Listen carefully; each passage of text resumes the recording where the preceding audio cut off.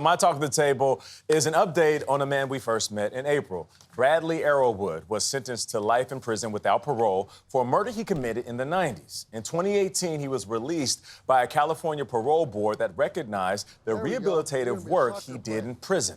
Our lead national correspondent, David Begnaud, checked in on Arrowwood and found out that he is prospering while proving to the public and himself that he is worthy of a second chance. There we go. You're going to be a soccer player.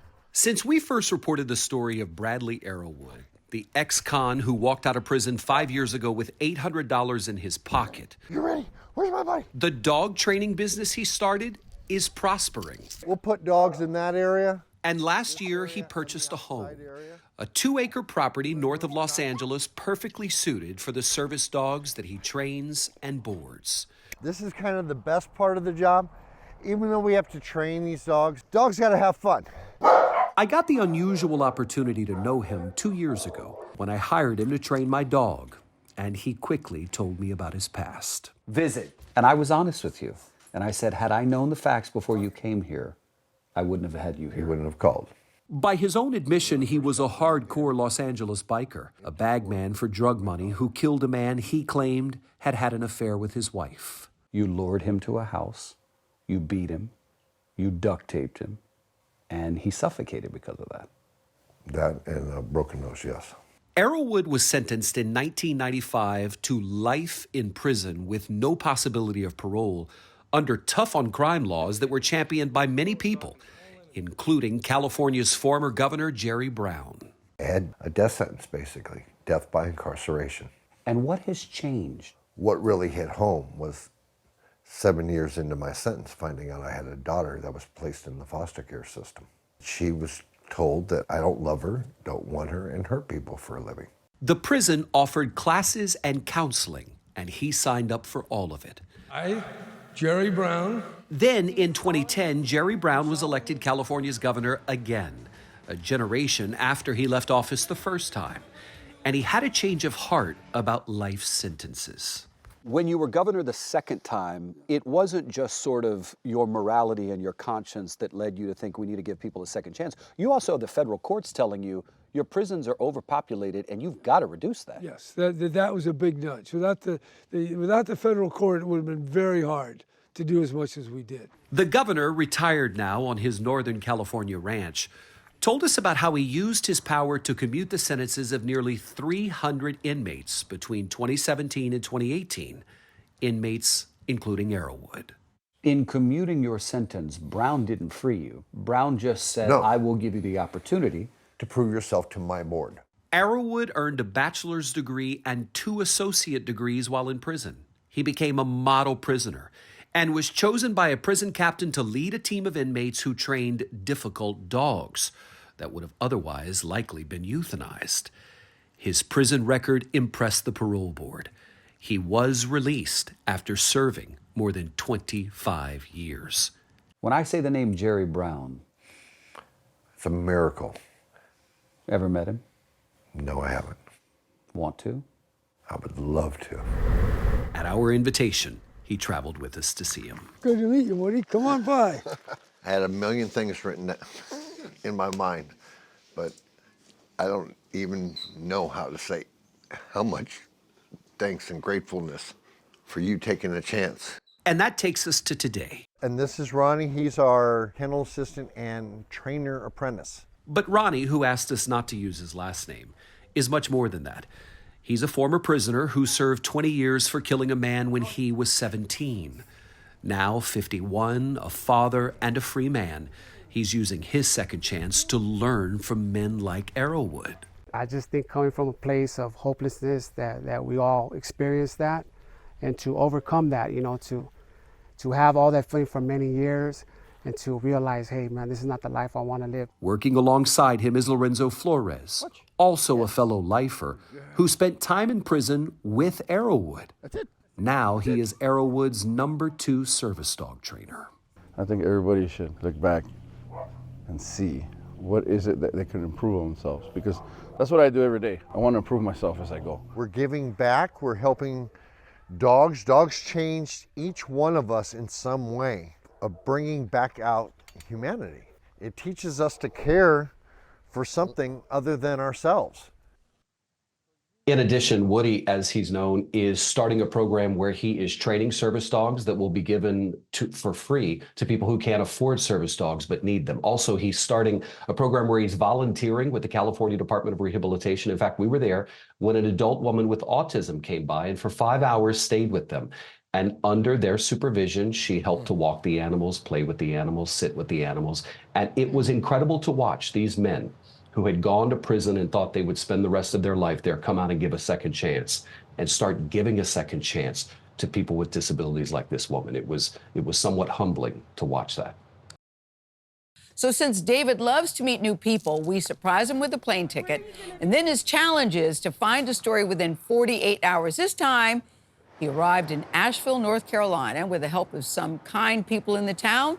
David found an incredible man with a very, look at David, he really looking for that story with an inspiring tale. All right, where are we going? Where are we going? Tell me. Asheville, North Carolina. I have never been. Thank you. Let's go. This is going to be fun. It was a quick 56-minute flight from Atlanta to Asheville where the adventure began. Bye. This time in a city nestled in the Blue Ridge Mountains, best known for its vibrant art scene, diverse food, and 50-plus breweries. Are you here to do a story? Yeah. Where are you going to do it? I don't know. I have 48 hours to find it. Oh, it's one of those. It's yes. one of those. To kick off the journey, we started at Asheville's most visited site, Biltmore Estate. There, my team surprised me with someone who knows the place pretty well. Welcome to Biltmore. I'm Chase Pickering. Hi, Chase. Pleasure to meet you. So glad to have you here today. This is quite a sight. Biltmore House was built by my great-great-grandfather in 1895. George Vanderbilt was his name. It's the largest privately owned home in America. I could get accustomed to this. Let's take a closer look. Chase took me on a private tour and shared what it was like growing up as a descendant of the family who built New York's famous Grand Central Terminal. I mean, the majesty of this, kind of gives me the chills. Isn't it spectacular? Wow. From here, it was time for breakfast, so we headed to a place called Biscuit Head, and I tried the filthy animal. So there's egg, pimento cheese, a biscuit, and bacon. I mean, what else do you say? One more bite, and I'm done.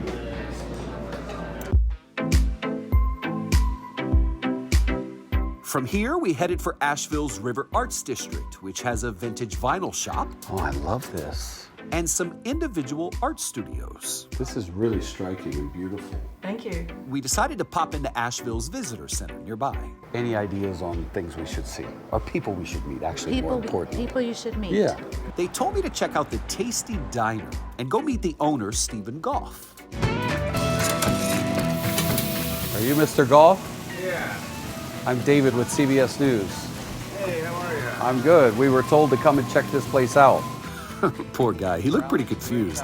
So I sat down and I told him this. I'm looking for just fascinating people. Cool. And stories that make you mad, sad, or glad. Any of the three work. I'm pretty sure I have all of that. Over a delicious Philly cheesesteak, he started to tell me about his past. And I knew real quickly we had found our story. You know, I was born in Northern California, and my family moved to South Carolina. My first year of high school, I dropped out and started hopping freight trains, and hopped all around the country. How did you like that lifestyle? It was pretty cool. I mean, you know, What made it cool? There's a lot of things, you know, for like a young person that was like just stuck in a super conservative southern city. It was like the most liberating freedom ever. So life on the run as a teen was more freeing and fun than life at home. You know, it was the early 90s, so like, you know, if you looked funny, you were gay. So lots of people would harass me for that. I'm not gay, and I also have nothing against anyone with any sexual preference, but them thinking I was gay caused large problems for me in the South in the early 90s. You know what I'm saying? I do. I grew up gay in the South. I totally get it. Yeah. I got it. So it was an issue, you know, and it was like, I would rather live on the streets than put up with this. Now you're starting to speak my language, but I also see your eyes start to water. Oh, yeah. When I was younger, I was just like, that was awesome and fun. But as an adult, you're like, oh, you were running away from pain. You know? And that's it. That's it. You were running from pain. You know, at the same time, like, the life that gave me and what that instilled in my spirit as a human being made me a better person as a whole. He found his purpose in the first place that really felt like home, the kitchen. Stephen worked his way up the ranks using a skill born out of pain, compassion. You know what I thought when I walked into this restaurant? A place where anybody feels welcome. That's exactly what I want you to feel. That's what I thought. I want it to feel like our city here, like Asheville. I want it to feel like you're walking into my head and you're getting a little piece of my history and personality just from the walls and the decor. Stephen had an idea, the wooden nickel program. Here, a customer can spend an extra $5 to buy one of these wooden nickels. When people who are hungry come by asking for free food, Stephen feeds them, and a wooden nickel gets used. As our time in Asheville with Stephen was coming to an end, I started thinking that life itself is just one wild train ride. As long as you can hang on, you might end up being dropped off exactly where you're meant to be. Isn't it crazy how you go from a boy jumping trains trying to find himself to sitting down on CBS News and telling your story? It's pretty cool. It is insane, in fact. I've never thought would be anything, so so it's pretty cool to be able to like take care of our community and have somebody just coming through town and recognize that. Well, the community is what drove us to you.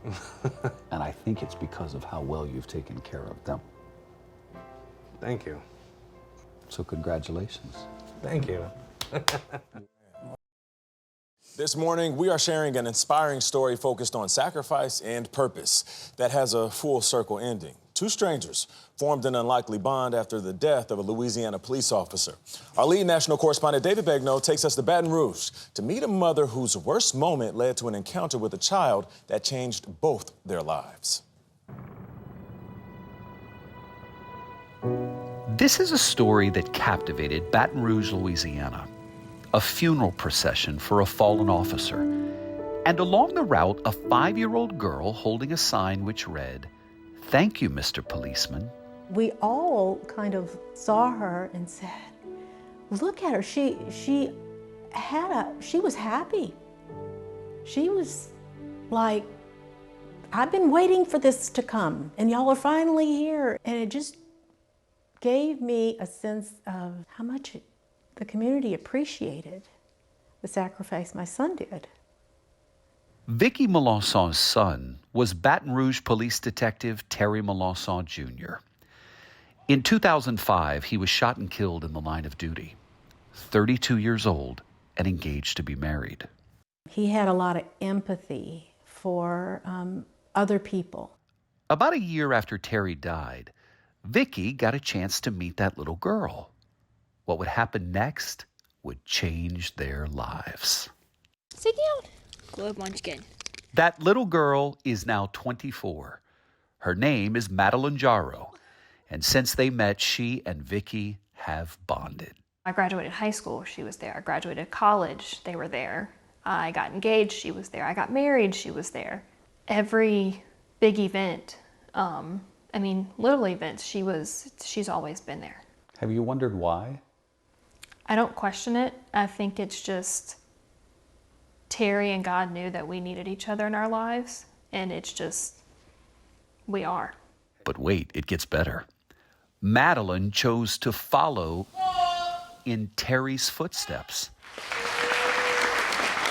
Meet Deputy Madeline Jarrow of the East Baton Rouge Parish Sheriff's Office, one of the newest Police Academy graduates.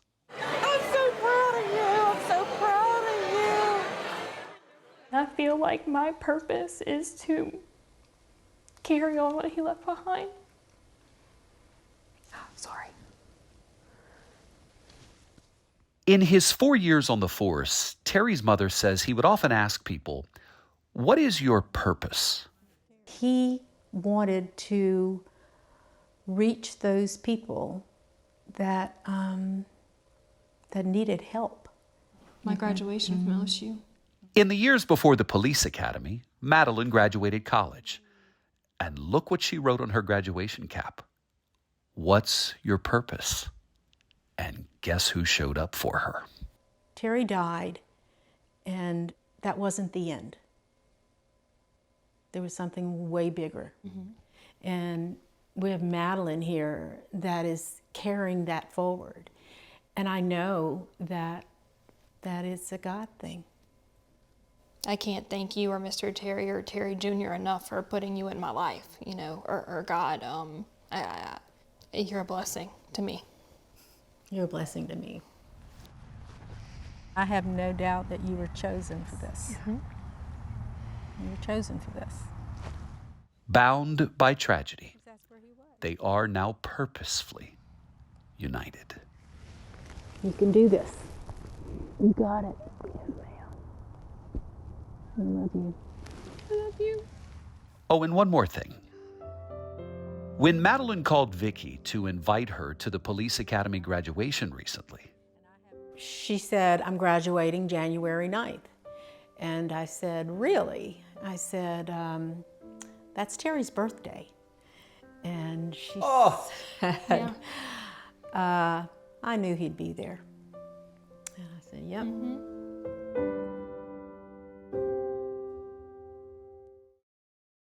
We are back with a new edition of our series where we send lead national correspondent, that's David Begnaud, on a storytelling adventure, because we know David loves a good adventure. You know what else he loves? He loves to meet new people. So we surprised him yet again with a plane ticket and challenged him to find a story in just 48 hours. This time, lucky David, he landed in beautiful Monterey, California. It's a great place. As luck would have it, he found someone who has a story we can all learn from. Hello, sir. Good to see you. Official documents. Okay, here we go. Right here. Monterey. Yeah. Oh. it's a pretty quick trip from Los Angeles to Monterey right along California's central coast. Here we go. Known for blue waters brimming with wildlife and the world-famous Monterey Bay Aquarium. My team surprised me with a private early morning tour led by program director Natalia Hurley. Thanks for coming here. Never been. Oh, wow, even better. We love first-timers. Let me tell you, I was mesmerized. It's almost meditative to look at. Oh, yeah, absolutely. Is he floating on his back? Oh, yes. These otters here take turns being surrogate moms to orphaned wild pups and then re-released out into the wild. Hi. Renee Carbajal, a senior aquarist here, You're beautiful. You're beautiful. cares for the octopus. She might want to get a meal. Let me tell you, he let me get so close. Oh, it feels so weird. It's like she's holding my hand. She is. I got to feed an octopus breakfast, y'all. Hey, you're hired. When I come in the mornings, I'll play my salsa music, and she'll recognize, oh, there's Renee. Where are you from? I was born in Mexico City. Oh. I went back to school in my late 30s. I graduated in marine biology. You did, at wow. UCLA. I have one of the best jobs in the world. Well, after that wild start to the day, I made my way down Cannery Row. In the early 20th century, it was where workers, mostly immigrants, canned sardines to be shipped around the world. The literary giant John Steinbeck captured the flavor of that life in his 1945 novel. Today, his statue stands where the tourists flock. We knew it was you. You knew it was me. You were right. Where are y'all from? I'm from Tucson, Arizona. Tucson, Arizona. That was fun, but look, the clock was ticking. We only had 48 hours, and I wanted to do a little shopping. We've never been shopping on one of our Surprise City stores. This is the first. I love it. Pendleton shirts rose to popularity in the 60s thanks to the Beach Boys. Next, I popped into a bike shop. Don't look so surprised. I've got an English accent. These are some nice bikes. Thank you. Owner Martin Watson helped me pick out some wheels. I'm fired up. Yeah, you should be. Fired up. I'm fired up too. With Watson and his bike-loving pup Bella, we took in these spectacular views. You can smell the trees, the grass. This is unique. Yeah, You see them? Oh, yeah. I left the wheels with him and headed to the Monterey Library, which was the very first in California. Been a while since I've been to a library. Brian Edwards, the library and museum director, took me to Colton Hall because California's Constitution was created right here in 1849. It was the first state constitution debated in English and in Spanish. What were they debating? What was the debate? Women's rights, whether it was going to be a slave state or not. So California was progressive from the get-go. From the get-go, from the very beginning. Edwards sees Monterey as the birthplace of California. It felt like time stopped as we quietly explored the vital wetlands with naturalist Marina Mays. Hear all that chatter? Yeah. But as I moved forward, I kept coming back to Rene Carbajal. It was his humility, his story, the way he connected me with that octopus. I thought, David, he's your story. This is cha-cha-cha. When I got there to surprise him, he was playing salsa music for the octopus he calls Chica. Look at this. This is wild. Like No pun intended. Best friend ever. I can't eat calamari again. She's just watching me, kind of like, okay, let's hang together. After spending almost 48 hours looking for people, I want to make you the story.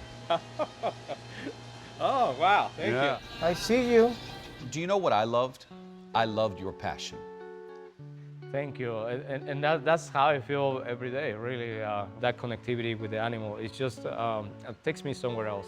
And there is nothing more beautiful at that moment than that time. Having that time together makes me forget about everything else in the world. He grew up in Mexico and moved with his family to Los Angeles in the early 2000s. 6 people shared a 1-bedroom apartment. But he says he was happy, hopeful, and determined. Your first job in LA was doing what? I will make the hamburgers, I will clean the floors, and learning the language and working hard. As a hobby, he bought a small reef tank, and so began his passion for sea life. He learned to scuba dive, then took out loans to become the first in his family to go to college. Honestly, I got a lot of doors that shut down in front of my face. One of my professors said that you just have to be a grain in the sand that is more shiny than the other ones, and that will get you there. And I A grain in the sand more shiny than the other ones. That's a good piece of advice. I thought I could do it and never give up, and this is where I am. Passion-fueled and results-driven, Carbajal became a United States citizen. He met his wife Joanna in Monterey, and together they are raising 2 octopus-loving little girls. You want to give her another shrimpy? I wanted to take you in and play with you. I know. You know, growing up here in America, when you meet people like you who had to start from scratch, what do you love about being here in America? The things that I love the most, I guess, is freedom. I grew up in Mexico City in a very poor neighborhood, one of the most dangerous cities in the world. And when I look back, you know, all the struggles I went through, and I just feel so lucky, and this is what I love the most, just enjoy life every day, one day at a time. And that, my friends, is the lesson for all of us. Find what you love, and if you can find a job doing it, it'll never feel like work. I love your story. Love your story. Thank you, David.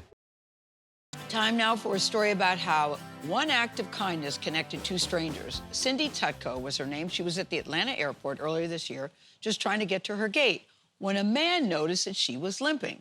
So what did he do? He didn't ignore it. He offered to help her out. Even she was very surprised by what came next. Our lead national correspondent, David Begnaud, traveled to the man's hometown of Lafayette, Louisiana, to highlight the importance of taking care of others, even those you do not know.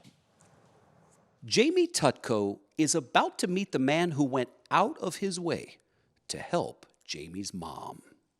What's going on, man? How you doing, It's sir? great to see you. Great to see you, man. It's awesome to meet you. How's your mama? Oh, she's good. She's good. She is Cindy Tutko. About a month ago, Cindy was flying through the Atlanta airport heading home to Florida. She had just left Baton Rouge, Louisiana, after visiting Jamie and his family. She arrived to Terminal C at the world's busiest airport in Atlanta and needed to get to Terminal F for her next flight. but the trains were down. So with a torn ACL and a knee in need of replacement, she started walking. She had actually fallen that day, and she like put herself into tears with how much pain her knee was in. So when I was taking her to the airport, like I could tell she was hurting. I had like a big heavy satchel that I was carrying, and that's what was weighing me down. And it was full and heavy, very heavy. Michael, who happens to be from Lafayette, Louisiana, spotted Cindy limping along. Initially, Cindy said when you offered to help her, it was almost a little too forward, you know? Like she was like, oh, no, I'm good. Miss Cindy's she's like my mom. She's a striking woman. She captures the room. But she's a strong woman. Well, Louisiana, but it's that culture that you talk about. We want to help. For some people, it's a little much, but that's just who we are. And that is exactly why Michael wasn't taking no for an answer. I grabbed her black statue and I put it on. I didn't ask her. Come on. Yeah, let's go. At first I thought, what if this guy steals my bag and is gonna take off? I'm doomed. I can't run after him. And we walked and we just shot the breeze. Within seconds, really, I realized he was genuinely being nice. He was just a nice guy and he was helping me out. For 55 minutes, Michael carried Cindy's bag and walked right alongside her through terminals C, D, E, all the way to F. Right before we got to the gate, he grabs my hand, he looks at me and he goes, "You're my mom." And I'm like, okay. And we walk up to the gate and he tells the guys at the gate, he says, this is my mother and she's got some issues with her knee. And is there any way that she can get on the plane before everybody else? Because she walks very slowly. And the guy was like, sure, no problem. Your mom gave me a hug, gave me a little kiss on the cheek, and said your mom would be proud of you. That's all I needed, man. Cindy texted Jamie to tell him all about that nice guy Michael from Lafayette. Jamie immediately turned to social media, asking for help finding him. It took just a little over a day. His fiance messaged me on Twitter. She said, hey, I think that the Michael that you're looking for is my Michael. And I said, oh, really? Like, why do you think that? My Michael. And then she said, did your mom have knee surgery or is she about to have knee surgery? And I said, boom, that's it. It's sad that our society has eroded to a point where I'm on TV and Jamie's on TV and you're here, which we're flattered. But I mean, I didn't do anything, these guys or Jamie or yourself. Just, be a human being. You know, Michael didn't know this, but the lady he helped is a helper herself. You see, Cindy serves the deaf community as a sign language interpreter. My parents were both deaf, so sign language was my first language, and I've been dealing with the deaf ever since. Well, it seems to me that I'm now understanding one nice guy, Michael, helped another nice person named Cindy. Thank you. That's what it sounds like to me. Thank you. I appreciate that. I guess that's me. I think thank you is... Thank you. Mm-hmm. Thank you. Thank you, Cindy. Thank you, David. My friends, the language of kindness is universal. And take it from this Cajun, it is the Louisiana way. I may not have been born here myself, but this is home. Louisiana is home to me, and you know, I love it here, and this is the best place in the world. Well, we're happy to have with you. the best people in the world. With the best people in the world. There's no Bingo. doubt about that. Absolutely no doubt. Yeah. It seems so simple, and it seemingly is such not a big deal, but it is in that simplicity that there is the beauty. It's that little act of helping a random person get to a place that she needs to go and making it easier for her. Yeah. Right? Yeah. Deep when you break it down. Well spoken. But it does. You're correct. Yeah, you're absolutely You right. just broke it down to... If people can understand that, sir, this was worth everything. Yeah. I'm happy to share with you that starting in August this year, the Albert Einstein College of Medicine will be tuition-free. That's what you call having a good day. A big deal for hundreds of medical students right here in the Bronx, New York. Tuition alone at Albert Einstein College is more than $59,000 a year. That's a lot of money. Now a massive donation from a longtime professor will cover that cost. Our lead national correspondent, David Begnaud, has more on yesterday's announcement. David, It's good to see you. We haven't seen you in the studio in a long time, but what a great story. So good to be with y'all. I feel like I was one of them yesterday. I was I'll as bet. excited as they were, I'll right? bet. Just hearing this news, good morning to all of you. The gift is going to transform the lives of these students and will allow these future doctors to begin their careers without medical school debt. The donation totals $1 billion and is the largest donation ever to a medical school in the country. Here's how the gift will work. Beginning in August of this year, all current and future students will receive free tuition. Current fourth-year students will be reimbursed for their spring semester. If you're wondering what this means for students, here's Trevor Baker talking about what went through his mind when he heard about the gift. For a minute, I was just staring blankly, like I was processing. But then I started to think about what it could mean for my family and taking care of my mom throughout medical school and being able to take care of her after I graduate financially. What a blessing. Now, the donor behind this gift is 93-year-old Ruth Gottesman. She's also the one who made the announcement to the students in that video. She is currently chair of the college's Board of Trustees, and she was a former professor at the school. Gottesman joined the college in 1968 as part of its Children's Evaluation and Rehabilitation Center, where she developed screening and treatment techniques for children with learning disabilities. The donation is made in the name of her late husband, David. He was a notable businessman who was an early investor in Berkshire Hathaway and actually the protege of Warren Buffett. And guys, he said to her in his will, with this money, do what you think is right. And that's what she did. That's what she did. And what a difference she's made. We are very excited to reveal the latest pick for Oprah's book club. We'll let her tell you. All right, CBS Mornings team. Hey, y'all. I'm so excited to announce my next book club selection. It's called The Many Lives of Mama Love. It's a memoir of lying, stealing, writing, and healing by Laura Love Hardin. Yep, I know she likes the book. The author spoke with our lead national correspondent, that would be David Begnaud, at her former home in Northern California. That's where most of her memoir about her addictions and run-ins with the law took place. Then David and Lara also talked about the book with Oprah at the Lost Books bookstore. Here's that conversation. I mean, I love this neighborhood and this house. The neighborhood she loved and lived in was also a crime scene, the scene of her crimes. Last time I walked through that door, I was in handcuffs, and I never got to come back to the house again. What Laura Love Hardin did here shattered suburban Aptos, California, where she made headlines as the neighbor from hell. How could a mother of 4 boys violate her neighbor's trust by plucking their credit cards from their mailboxes? How could she rifle through their parked cars while mothers escorted children into school and then dip into their bank accounts over and over? See that window up there? That was the bathroom of the master bedroom. I was just hiding in there, smoking heroin. Like, that was how small my world was. Does sharing help keep you accountable to yourself? Oh, absolutely. I can see that. Yeah. I think if there's anywhere in my life where I feel like I'm pretending, that's my canary in the coal mine. That's like the trigger warning. That's the red flag that I need to make sure things are on track in my life. In her book, addiction is just part of the story. Do you think, Oprah, we now see the whole story? Well, I think the thing I really appreciated about The Many Lives of Mama Love is that she's still becoming, evolving into the woman she was intended to be. What was it that made this your book club pick?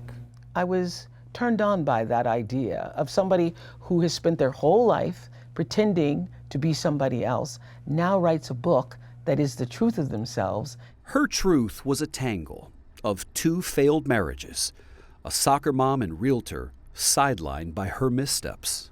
15 years as an addict led to 32 felony charges.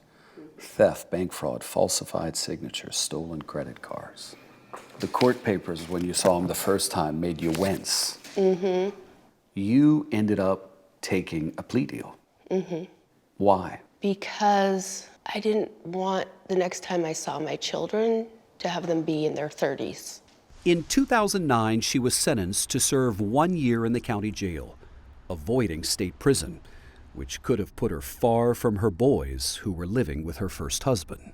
I would like for you to read what is your favorite passage in the book. I've been a liar and a truth teller, selfish and selfless. I've been smart and stupid. I have hated myself and learned to love myself. There is freedom in owning all the parts of me, the good, the bad, the ugly, and the beautiful. I made the conscious choice to create an identity out of the worst things ever said about me, and now I choose differently. It was always my choice. Yes, and it was always my choice. And also, so many of the choices that for many years you couldn't forgive yourself for was not really, when you ask yourself, what was I thinking? You weren't thinking anything because it was the addiction leading the thinking process. Yeah. But in jail, she traded addiction for empathy. Inmates asked her to write letters to show the best version of themselves to judges. They called her Mama Love, the voice of less fortunate women who, unlike her, did not hold a University of California master's degree in creative writing. I do love this line on page 224. You say my resume is impeccable if you ignore the felonies. It's true. Her talent for writing also rescued her after she left jail and was struggling. All those things for reentry. You have to have a job where you could have a criminal record and then a job where you can leave on a moment's notice to drug test. There were times when I was like, I'm safer in jail, just felt safer. I remember when you came out of prison, you went to work for this literary agency where they basically hired you without doing any reference checks. Right. She worked as a ghostwriter, so it was easy to hide behind others' stories. Her words became those of South Africa's Archbishop Desmond Tutu, and an impressive string of bestsellers. He's here for you today. Which leads us to this show in 2018, and to another Oprah Book Club pick. The sun does shine. Laura Love Hardin co-wrote the book with Anthony Ray Hinton, a man who was wrongly sentenced to 30 years on death row. And there he is, sitting with Oprah, and you are sitting as someone who is a part of helping him to tell his story. But you have your own story, which you are keeping really deep. I was in a lot of shame and fear that Oprah would find out, and what would she think of me? But now Oprah found out, and look what she thinks of me. Bingo. You know, one of the things that moved me, and I mean, a lot of people don't know this, but I work with women at the California Correctional Institute and have a book club there. You understand the truth of nobody is the worst thing they've ever done. No one is the worst thing they've ever done. Laura, let me tell you, as a 25-year viewer of the Oprah Winfrey Show, one thing I know that the show did so well was you showed us ruin and redemption. Thank you. And I think both are possessed here. Yes, exactly. And I think that's why your book is going to do so well in the world. Laura Love Hardin's story does not end here. Her young boys, now adults, Thank you, babe. have walked with her every step of the way. As a reader, I wanted to know, I wonder if she still has a relationship with the kids. Yeah, they're amazing. But I think it says a lot about you. Yeah. I was expecting a chapter on how the ruin led to the ruin of your family. I think the one thing I have done perfectly in my life is make them feel loved. Even when they were visiting me Mother's Day, sitting in the backyard of a jail, I made them feel loved. I didn't love them perfectly because I didn't love myself perfectly, but they felt loved. One of the things I'm most proud of is I feel like by bearing all of this, I feel like I've stopped this lineage of trauma in my family. And I've turned and I faced the past. And that is the greatest gift and legacy I'm going to leave my children. This morning, we are sharing a very inspirational story about the power of love and devotion in the wake of tragedy. Our lead national correspondent, David Begnaud, introduces us. These are the Armstrongs who are really redefining what it means to be a family. David shows us how they brought new meaning to the marital promise in sickness and in health. From the moment Chris and James Armstrong married, they created an unusual blended family. That's because Chris brought with her ex-husband, Brandon. They were high school sweethearts who married at 21. What do you remember about the wedding? I still remember being at the church and them opening the doors and walking down with my dad and seeing Brandon, at the end of the aisle. And just knowing that I wanted to spend my life with him and that I loved him. 2 years after they got married, Brandon was T-boned by a moving truck, leaving him with a traumatic brain injury. He was in a coma, and we didn't know when or if he would wake up and what would happen. Although he did wake up, he was unable to take care of himself. He was in something called post-traumatic amnesia at that time, and so his memory, which really he's never really fully gotten out of, but his memory was like 10 seconds long. This was really when it became clear that I went from being a wife to a caregiver. My friends even came to me after I'd been doing this for several months, and they said, "We love you so much and we support you, but you can't keep doing this. You're drowning. We see you drowning." So after 5 years of caring for Brandon and longing to have children and wanting to again be in love with someone who could be in love with her, Chris decided to divorce Brandon. Whenever I thought about moving forward with a divorce, the thing that terrified me the most would be that I wouldn't be able to care for Brandon. Stand up. There we go. So she asked a judge to make her Brandon's legal guardian. And I told her, nothing's going to change. I'm going to continue to take care of Brandon forever. And each year now, I have to renew guardianship papers, and they usually ask for a picture. And now I get to send the picture of Brandon with our whole family, and I've gotten to write the judge and tell her, I don't know if you remember me, but I've stood true to what I said, and Brandon's an integral part of our family. By creating this family with James Armstrong, she found love for herself and for Brandon. It's a sad story, but there's a lot of beauty in it too. Yeah. Well, you want to know what moved me the most when I heard the story? What's that? The thought of you loving her enough to help care for Brandon. Yeah. That's what made me weep. It's not just loving her, it's loving Brandon too, He needs us. Yeah. He needs people that love him. That love looks like feeding him, maintaining his hygiene, taking him to therapy appointments, and giving him the willpower and a little extra willpower to keep living. I think in the physicality of him helping with Brandon, that's one piece. I mean, the fact that we change Brandon together, I can do it by myself, but it's very, very hard. James helps me. Like that is such a gift of love. You ready? You can sit down, I got you. James cares for Brandon in the same fatherly way he watches he and Chris's children, 4-year-old Meadow and 6-year-old Juniper. They snuggle up to the now 38-year-old man they call Uncle Brandon. Hey! What's up, dude? Hi, sweetheart. How are you, huh? Brandon lives in a nursing home, but every few days, they bring him home. On the day we spent with them, Juniper nearly jumped in Brandon's wheelchair after school. It's ticklish. It made me feel good to be able to make him smile by playing his favorite artist. You want to play some Bob Marley? Bob Marley. Yeah, Bob Marley. Yeah.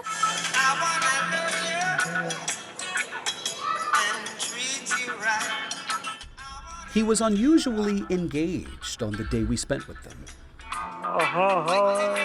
Yeah. Today, I feel like especially, you're like super tuned in, which is cool, because it's like it comes and goes, Some days we can really connect, and some days we can't. The good days and the not so good ones are chronicled on Chris's TikTok account. There, she has found some of the grief support she's always been looking for. Where did we both work in college? We worked at Casa Ole. Brandon's long-term memory is one thing the accident didn't take away from him entirely.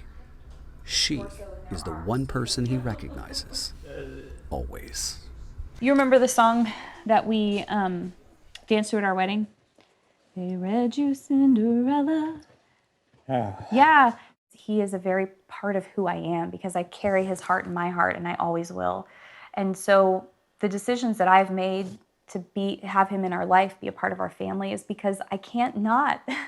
When somebody is so tied to you, you can't untie that. I love you. Before we left them, Chris told us something James said which shocked us. Something so unlikely, so improbable, but so beautiful. He said if some miracle, treatment happens for people with a brain injury and Brandon can be healed, he said, I want you to be with him. You were with him first. And I think that it's, I don't think that's going to happen, but just the fact that, I don't know, you're just a very special person. You really are. I don't think I am, but I just you are. I do what I think is right. Yeah. You know? I do what my heart tells me to do. And then James said this. I also told her if anything happens to her where she passes away, I will fight for guardianship. Yeah. You will have another advocate. Some of the most powerful stories are about the extraordinary, of course, and some of the most extraordinary among us are, if we're being honest, not human, but dogs. Yes. Our lead national correspondent, David Begnaud, has a story about what it really means to be a good dog and a good neighbor. Meet Gaia, a husky with a story to tell about how when one life ends, sometimes an even better one begins.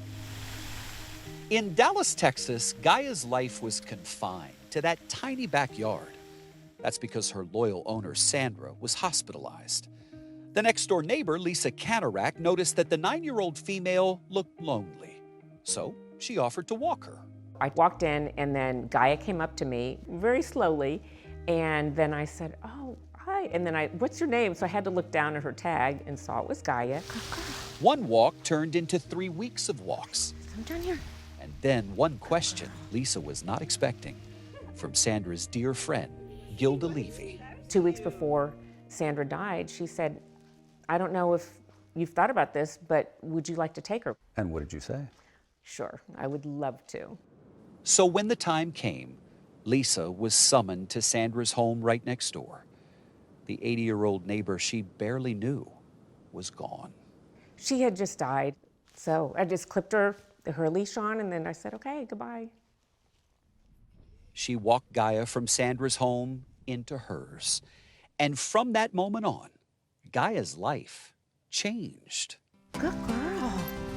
Good girl. Lisa wanted to get Gaia out more, and she noticed on walks around the neighborhood that Gaia was so calm around children. So she and Gaia enrolled in and passed a pet therapy program. I can tell when I put on her vest, she's ready to go. Their first assignment was Children's Medical Center, Dallas. Here was an elderly dog who rarely ever left Sandra's home, now finding a home with Lisa and in the hearts of these young children. Dogs are like the best thing that ever happened to me, like in this hospital. You're missing some more, Gaia. Oh, wait, there's more. Lisa thought the piercing blue-eyed beauty would be just right for another kind of therapy. Hospice. It just so happened that when Gaia's owner died, Lisa was finishing her training to be an end-of-life doula. You're pretty good to have around. Today, she and Gaia minister to the terminally ill. You are precious. Good morning. Wow, what a beautiful dog. Aw, thank you. Hi. Are you doing all this for Gaia or for you? Oh, that is a good question. I think that that's a good question. Let me think about that. I think I'm doing this for both of us. I think it benefits both of us. She gets to go out and see people, and I get to see the response that she gets when she's out. There's just nothing better than that. Gaia's life changed when she became part of our family. Gaia has brought this writer out of her shell. So much so that Canarak wrote about their life together in an essay for the Washington Post. My life is different too. Meeting dozens of people during our visits has brought out the extrovert tendencies I lost during the pandemic. Before I knock on each patient's door, I breathe in, then greet families with confidence, knowing the reaction my sidekick will receive. Readers loved it. Crying happy tears. Thank you for sharing this story. Love that there are still good people out there in this world. As we pass through the halls of the Children's Hospital, I think of Sandra and hope she's smiling, knowing how much joy Gaia brings to everyone she meets. I'm trying not to cry. Why? I don't know, it's just knowing the effect she has on people. It makes me happy, it makes me sad because I wish I had known Sandra better. But I think this is the way that I'm helping to keep her memory alive. As Mr. Rogers used to say, look for the helpers. Well, Mr. Rogers, here are two of them.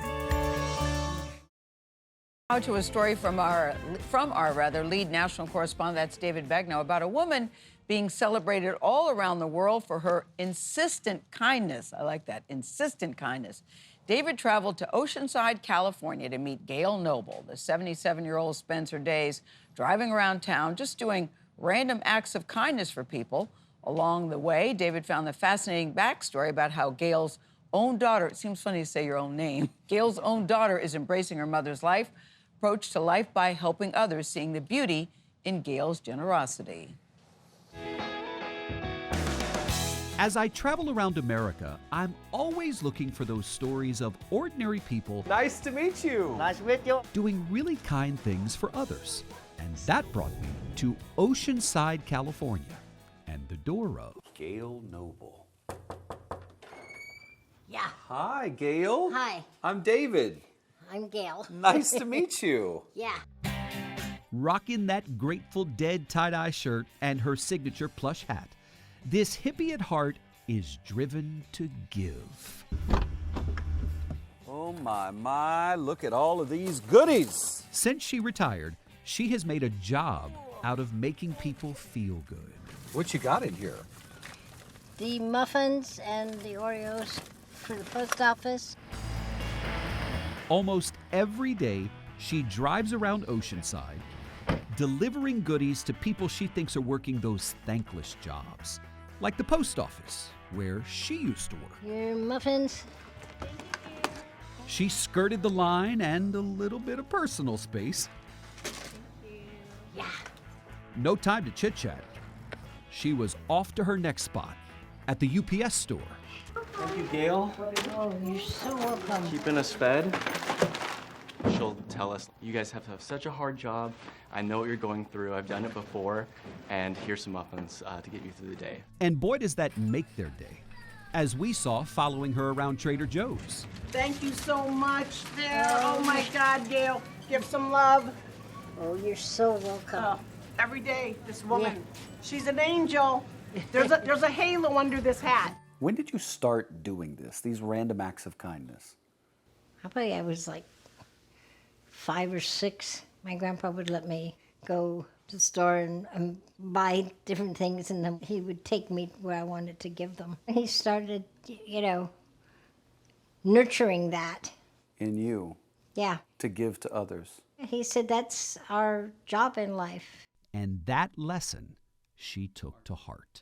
Which cookies do you want? So much so that her youngest daughter, Nissa, describes her mother's generosity as aggressive kindness.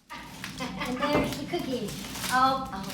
Most people will perform the niceties, ask you if, maybe would you like? No, you're getting a cookie. You are getting a muffin. Thank you so much. And by the way, I know you didn't even want one. You're gonna get 12. 12 every week. Great. Look, Gayle is unapologetically herself.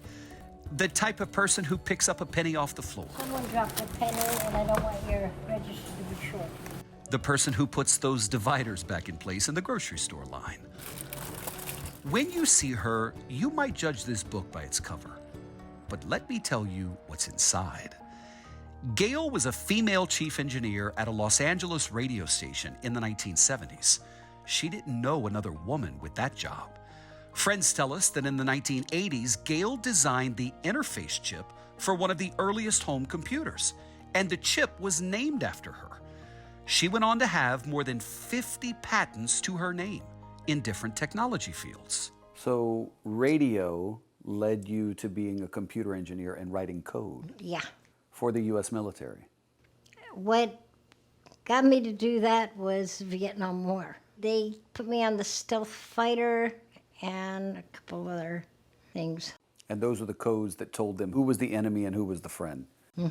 What I wanted to do was save lives. Yet again, you wanting to help people. Yeah. Thank you so much. Can I have a hug? And that has been a hallmark of her life, and at times a hardship for Nissa. But I was never very close with my mom. Because she was so different? She's a little hard to get close to. I mean, you've seen how she is. She does her drive-by kindness. It's kind of like a delivery service. And then after my dad died, I did some work on myself, you know, it takes some work. And what did you figure out? I found out that she is just a vessel for giving and being loving. And that's all she wants to do. And you can't help but be moved by that. And now, Gayle's giving nature is moving people all over the world. Thank you very much. Thanks to Nissa, who created and manages Gayle Tales.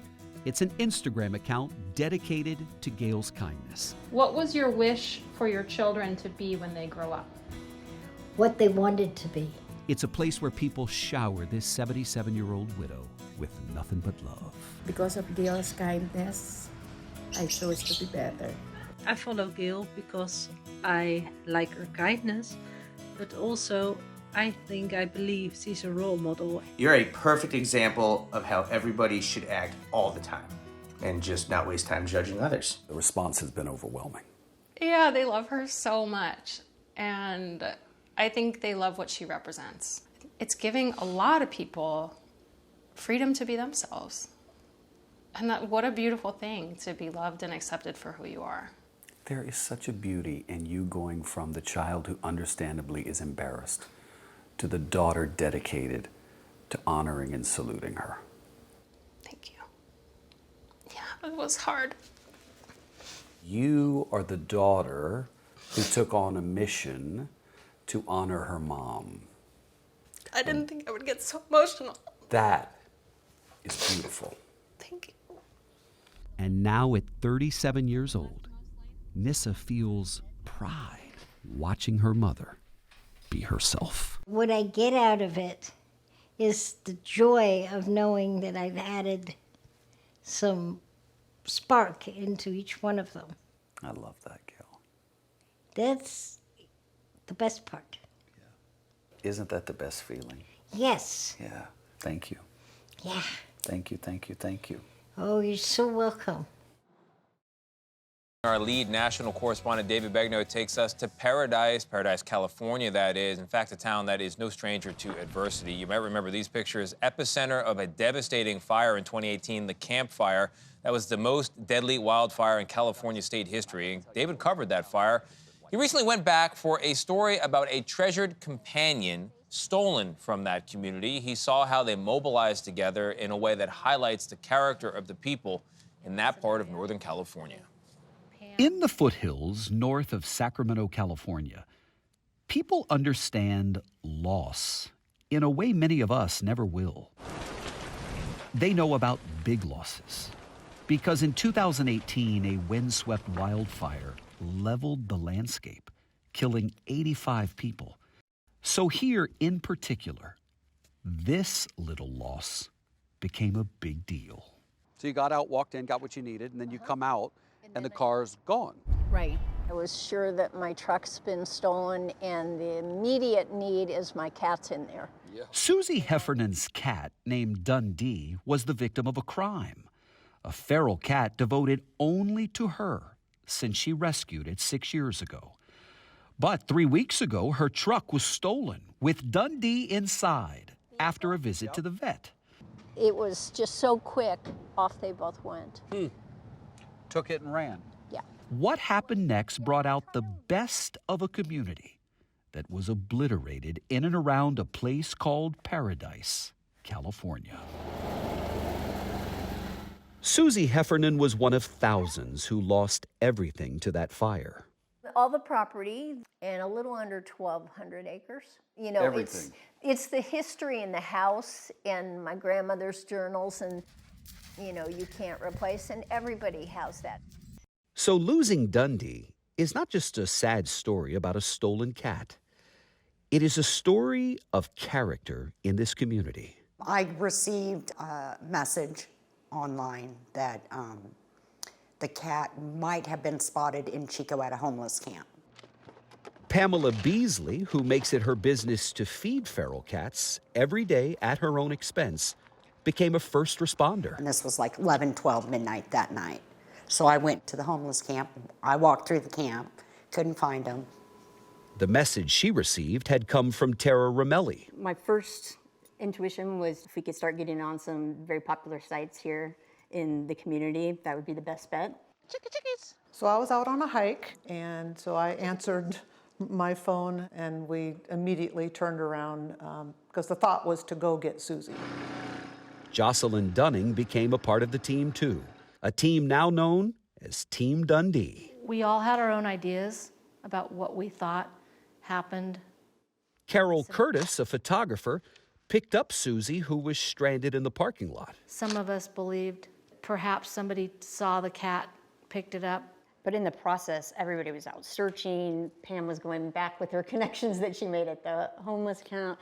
Jocelyn was helping Susie, drive around because we were getting calls that possibly it was Dundee. Then the next day, police found the truck 20 miles from where it was stolen. But Dundee was gone. What was the loss of the cat like? Horrible. His pills and his receipts were in front of him down on the floorboard. He needs those pills. He needs, to be monitored. We just wanted to make sure that we got these out. Tara Ramelli posted a $500 reward, and more people responded. One fellow put on Facebook that he would give $1,000 of his own money. The momentum and even offers of money kept on. Pam kept searching those encampments. Oh, it was scary. It was scary. But we're mountain people. We're living around people that are very capable and very critical thinkers, and it's just so great to have the support like we do here. And then, 4 days into their unrelenting search, Phone rang. Saturday night, stormy. And the woman says, "I have your cat." And I was shocked because it wasn't, "I think I have your cat." And we jump in the car, and there was a person there meeting us at a certain address. It was him? It was him. And he purred to me immediately. Dundee the cat is home again with Susie. Team Dundee agreed that the extra money that came in should pay for food so Pam could feed more feral cats. The drools. And for this place that survived the deadliest wildfire in California's history, Team Dundee is not going away. Perhaps because it's always been there. Team Dundee probably came about long before Dundee got lost. I mean, there's always going to be certain members of a community that have a purpose for whatever it might be. That is because in this place, the lessons learned are extra special, but the odds of being found, or found alive, remain rooted in 2018. It's something I remember well as a reporter who covered that fire. And I got to tell you, most of the town looks like it's been wiped out. You see, friends, the takeaway is, it's not about the cat or the car. It is about a community of characters who are examples for all of us of what a community with character looks like. 1, 2, 3, Our lead national correspondent, David Begnaud, found a story about someone whose last name is Story. And this one all starts with an internet post, 2 strangers, and a commitment that reminds us there are more good people in the world than not. Here's David. When you see Lynn's story, what you don't see is her Texas-sized heart. This 64-year-old Fort Worth retiree had a lot of free time on her hands until she met April Goodwin. I had no transportation, and I didn't know what to do. She found help on the community app Nextdoor after revealing to strangers that she had been diagnosed with uterine cancer. Someone spoke up and said, I'll take you to your appointments. And I kind of ignored it because it's a stranger. What do you do? So she messaged me again and said, I'll take you. I mean it. I'm honest. I'm sincere. Morning. Hi. You look so pretty. Over the last year, Lynn has driven April to more than 25 radiation appointments, 6 chemotherapy treatments, and countless doctor's visits. Rain or shine, Lynn is always on time. One time, her car broke down and she goes and flags down somebody in the middle of traffic to get me into my chemo. That's Lynn. Well, months after meeting April, Lynn again was on the Nextdoor app when she noticed a post from Kevin Horrigan, who is legally blind. Lynn's like a little angel. She really is. Because I can't drive. So I thought, well, I can drive there and take him to work and then go home. See you tomorrow. Hard times drove Kevin out of retirement. Bye. Now Lynn lessens his burdens. Lynn drives me to work, or she picks me up from work.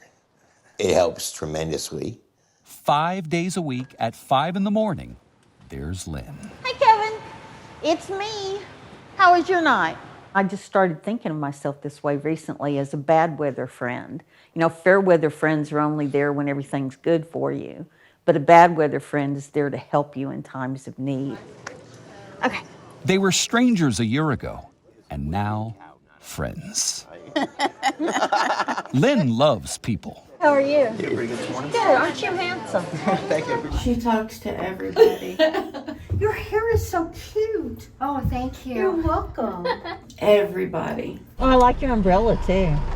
The best way for me to feel good is to help other people feel good. Yes. Just to make it easier for them. Yes, I get that. Mm-hmm. That's the joy, isn't it? Yes. That's the joy. Mm-hmm. What was the first thing that led to what has been the kindness that you've done? What does this go back to? I don't know. It's just always been important to me to be nice to people and to not hurt people's feelings. I didn't want to hurt her feelings by asking about a 45-year-old mistake she made that showed up in a recent background check. You were arrested. I was. When you were in your 20s. I was. For shoplifting. I was. What did you learn from that? I learned to stop it, to be better. I went into therapy and kind of got a feel for why I felt the need for the high for shoplifting. And that helped. And then many years later, I was finally diagnosed as bipolar, and that helped because I got on medication to make me even instead of the highs and the lows. And so that's made a big difference. I'm just really happy. I remember you saying to me, the shoplifting may have been formative in shaping the woman that I was then going to grow up to be. Yes, I was ashamed of having behaved in such a manner that I needed to be arrested. And my mother was so kind to me, and she bailed me out of jail, and she got me a lawyer and made it very clear that that was the only time this was going to happen. And so I determined to be better. Being honest about a mistake you made 45 years ago makes you so relatable to so many of us. Because everybody makes mistakes. Of course. But not everybody goes out of their way to be as helpful as you. I wish they would. Everything would be so much better. Well, it's hard to do better than this. Lynn was 31 years old when she donated her healthy bone marrow to a critically ill patient she didn't even know. So it's no surprise when she recently was asked to foster a disabled 3-legged dog named Sully. She said, "Sign me up." You like head rubs, don't you? What a story. She's my guardian angel because I didn't have any family to help me fight, but I had a new family to help me fight. Thank you for allowing me to get treatment for my cancer so I could be here today. You know you're welcome. Thank you. Got a little chilly. It did get a little chilly. I feel that I'm more humble now having known them and being able to help them. Why do you think that is? I don't know. But I get blushy and kind of embarrassed to talk about it and antsy. Do you think it's that it just softens your heart? And it just feels like, how could I not do it? So I don't, in a way, I don't expect or understand the praise that I may get for it because it just seems so natural to do it. And seems so right. Yes. Well, thank you. Thank you. Thank you for showing us what we all know is right, but what we aren't always willing to do. You're welcome. It's my pleasure. Love that, Lynn. One question you may have is, does Lynn get paid for doing this? She insisted she did not want money, but April and Kevin insisted they'd have to at least take their money so she could pay for her gas. Hi, David. She is. Good to see you. You too. You might remember Lynn's story. We introduced her to our viewers 6 months ago. This Fort Worth retiree started giving free rides to people who she met on the neighborhood app Nextdoor. Okay, I'm ready. First was April Goodwin. April needed help getting to her medical appointments after being diagnosed with ovarian cancer. Shortly after she started helping April, she started driving Kevin Horrigan, who is blind. Kevin needed a ride to work 3 days a week. Lynn's like a little angel. She really is. Viewers were amazed that Lynn was willing to help out complete strangers, driving them around even though money was tight for her, gas prices were high, and her car is not in the best shape. One time, her car broke down and she goes and flags down somebody in the middle of traffic to get me into my chemo. And that was the third time in 3 months that Lynn's car had broken down. So it got us thinking, what could we do to help get Lynn's car fixed up? One of our viewers was so inspired by Lynn that they took action in a way you are not going to believe. More on that in a moment. Moritz dealership in Fort Worth agreed to help us pull off a big surprise for Lynn. Quick change of plans. Okay. We're actually going to take you to a dealership in Fort Worth that we found, which is going to take a look at your car and fix anything that needs to be done. Oh my goodness. Yes. Oh my goodness, that's so nice. Tires, oil, anything that needs to be done, whatever it is, they're going to take care of it. Okay. Okay? Oh.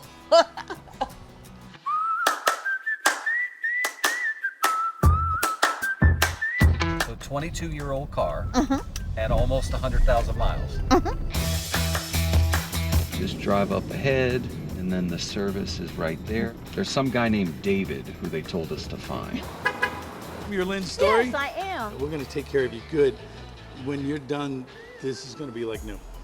Okay, we're not really fixing the car, and he doesn't really work here. But remember that face. From there, we picked up Kevin and April for what they thought was just a lunch to catch up.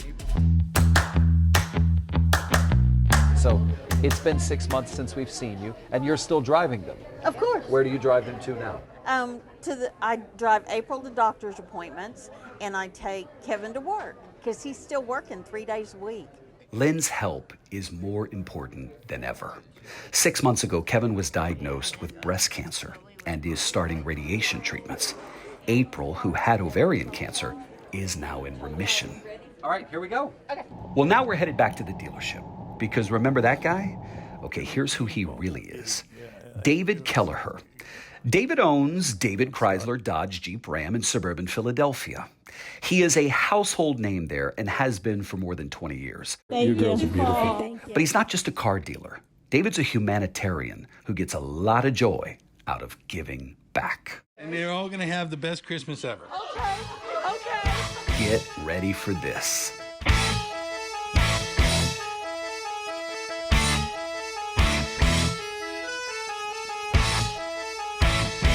What is this?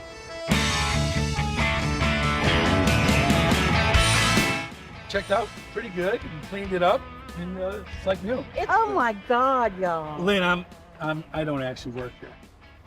I'm from Philadelphia. I'm a Okay. car dealer in Philadelphia. And I saw your story. This is your car.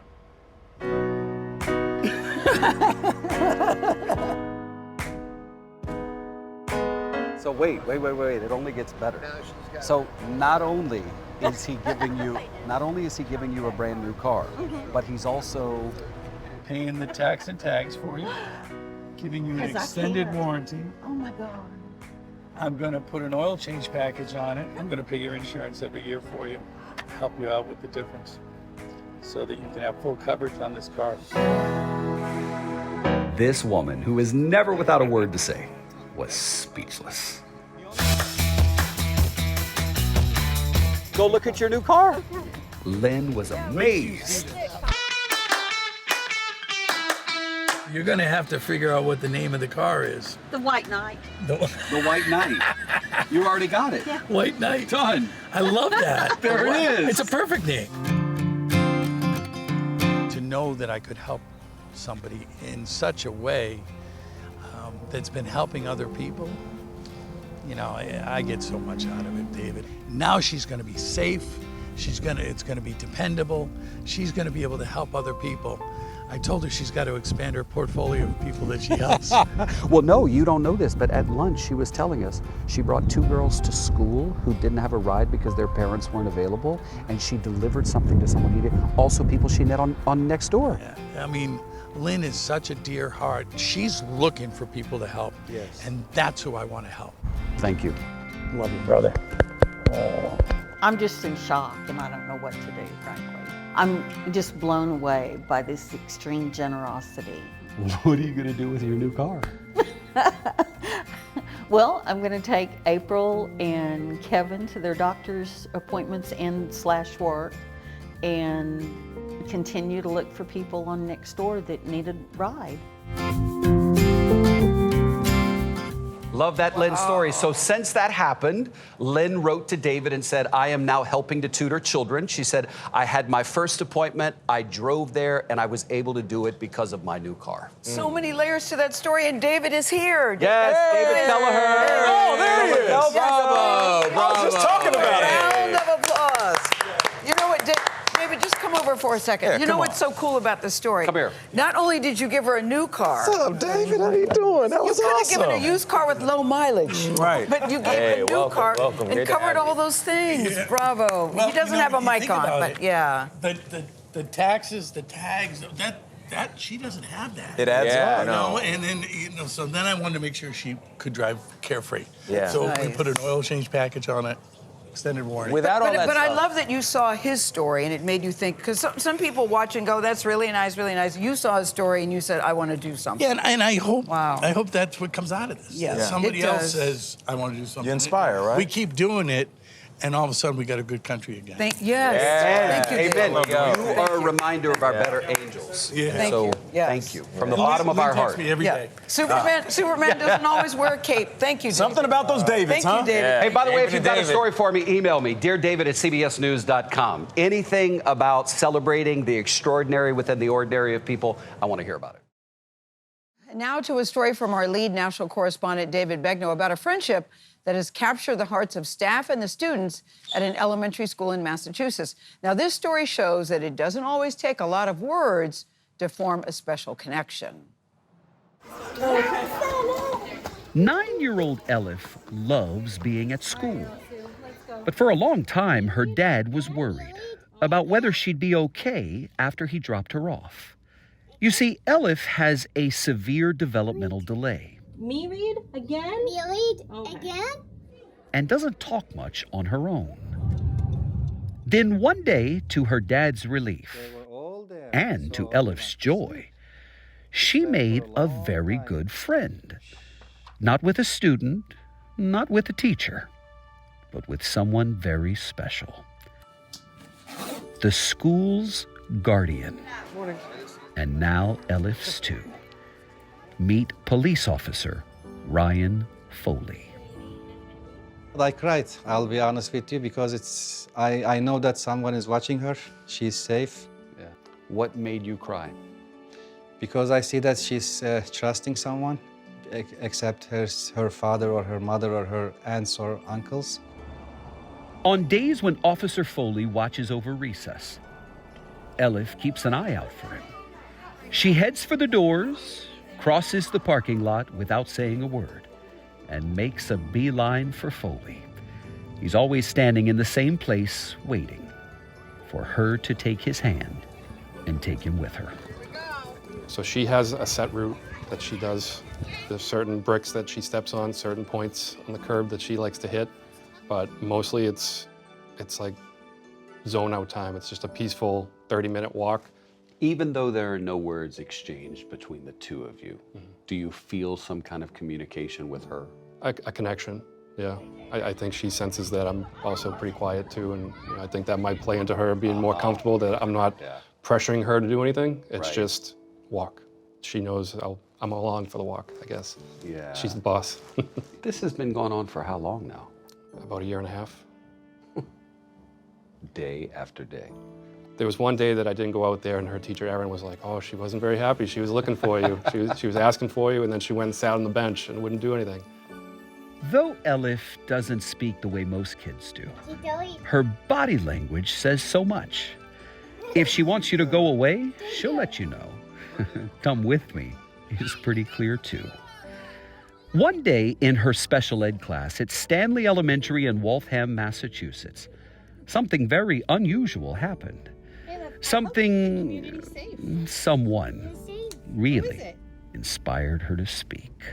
Who is it? It is Officer Woody. Good job. Why do you think she was drawn to you? I can't say 100%. I'm just glad it happened. Her dad might have an idea. He says Elif has seen a photo of his father and her grandfather in a police uniform, back when he was a police officer in Turkey. Whatever it may be, it has brought so much joy to Elif's mom and dad. Hug, Sarah? Hug? What do you think about this gentleman? Great guy. Great guy. Best helper of Elif, best friend of Elif. And now I'm relaxed, 100% relaxed. I knew that she was in the good hands with the teachers and all the assistants, that everything, but when I saw that picture, I know that she's in safe hands. They are the hands of a father himself. Officer Foley comes from a long line of cops, but he is the first in his family to work at a school. Good morning. Good morning. Come on, buddy. No, Elif doesn't speak much. But this picture, it says all you need to know about a little girl and her best friend. I think every connection that I make at this school is special. This one in particular will live in my heart forever. Now to a story from our lead national correspondent, David Begnaud. David visited Jeffrey Olson, who is known in Vista, California as the Toy Man. For more than 3 decades, Olson has donated toys, food, and clothes to those who need them most. David Begnaud, good morning. Good to see you. I am ready. Take it away. All right, my dude, good to see you too. Listen, y'all know I love finding the heroes in everyday people, and Jeffrey Olson is one of them. He is a humble man who has been through a lot in his own life, and that is what has driven him to help others in need. That's what the kids sent to me. Those pictures that Jeffrey Olson cherishes are of children he hardly knew and may never see again. This is Matthew Garcia. Matthew was a child Jeffrey met in a hospital. He had that worst case of muscular dystrophy, so I got him. He was wishing for a Tickle Me Elmo. The toy for Matthew, and those he gave to many, many, many others, has earned Jeffrey a very special name. Vista's Toy Man has done it again. They know me by my nickname, the Toy Man. And what do people know you for? For my 36 years of humanitarian work and serving 59,960 people. And then... Not that you've counted. I do that every year. For 36 years, what he has done in San Diego County, California, has earned him celebrity status. Toy Bounty is for needy kids. Boy, the newspapers love you around here. His bounty has been built with his own money Show me this toy shed, Jeffrey. and stockpiled safely away, ready and available for those in need. What you got? Yeah, all these boxes. Organizations that help people rely on Jeffrey to help them. Had some slippers and then sweaters. Do you know how much money you've spent on giving all this away to people?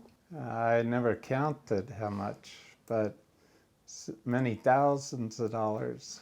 Tell me, where have you made all this money from that you used to give away? I invested my money into the stock market. Jeffrey Olson was by profession a salesman in the suit department at the local JCPenney. His passion for giving might be genetic, he thinks. My grandma, when it was the Great Depression, she used to feed hundreds of people when they were kicked out of the apartments. And then my father, he helped out a lot of people too. His father was a decorated Korean War veteran, honored again just this month, a man who lost his leg in the Korean War, and someone Jeffrey cared for until he died. So how are you feeling today? I'm feeling fine. Now he cares for his 92-year-old mom, Olga. It's really remarkable, Jeffrey. You've never had kids of your own, right? No. Never been married? No. You're so dedicated to other people. There was something that happened to Jeffrey at a very young age that may have made him one of those other people who have needed his love and support. Jeffrey, I know when you were a child, you were diagnosed with what doctors thought was epilepsy, right? Yeah. But turns out you didn't have epilepsy, right? So they gave you the wrong medicine. Yeah. And then they were telling me that I was mentally retarded. Did the medication that you were given incorrectly cause a developmental delay? Yeah, somewhat. In some way? Yeah. A local newspaper investigated. It appears the doctors were wrong. Recent brain imaging tests include... And in 1998 reported what happened to Jeffrey may have happened to other children at a military hospital, and they too have to live with impairments. But you've used that to your advantage in a way, right? Yeah, that's also what makes me want to help the people. I agree. Because of having to go through that in life. Can I tell you something? It doesn't take a big brain to help people. It takes a big heart. Mm-hmm. And you got one. Yeah. His big heart at 60 years old isn't slowing down because, as he tells it, he's got a very good reason to keep going. When I do this work, I think I have the spirits of those kids with me. Do you? When I go, because I have this feeling, you know, like it's pushed me to want to do it. I get that. That makes sense. Their spirit becomes something inside of you that's the fuel. Yeah. Which, as far as I can tell, has brightened the lives of at least 59,960 people so far.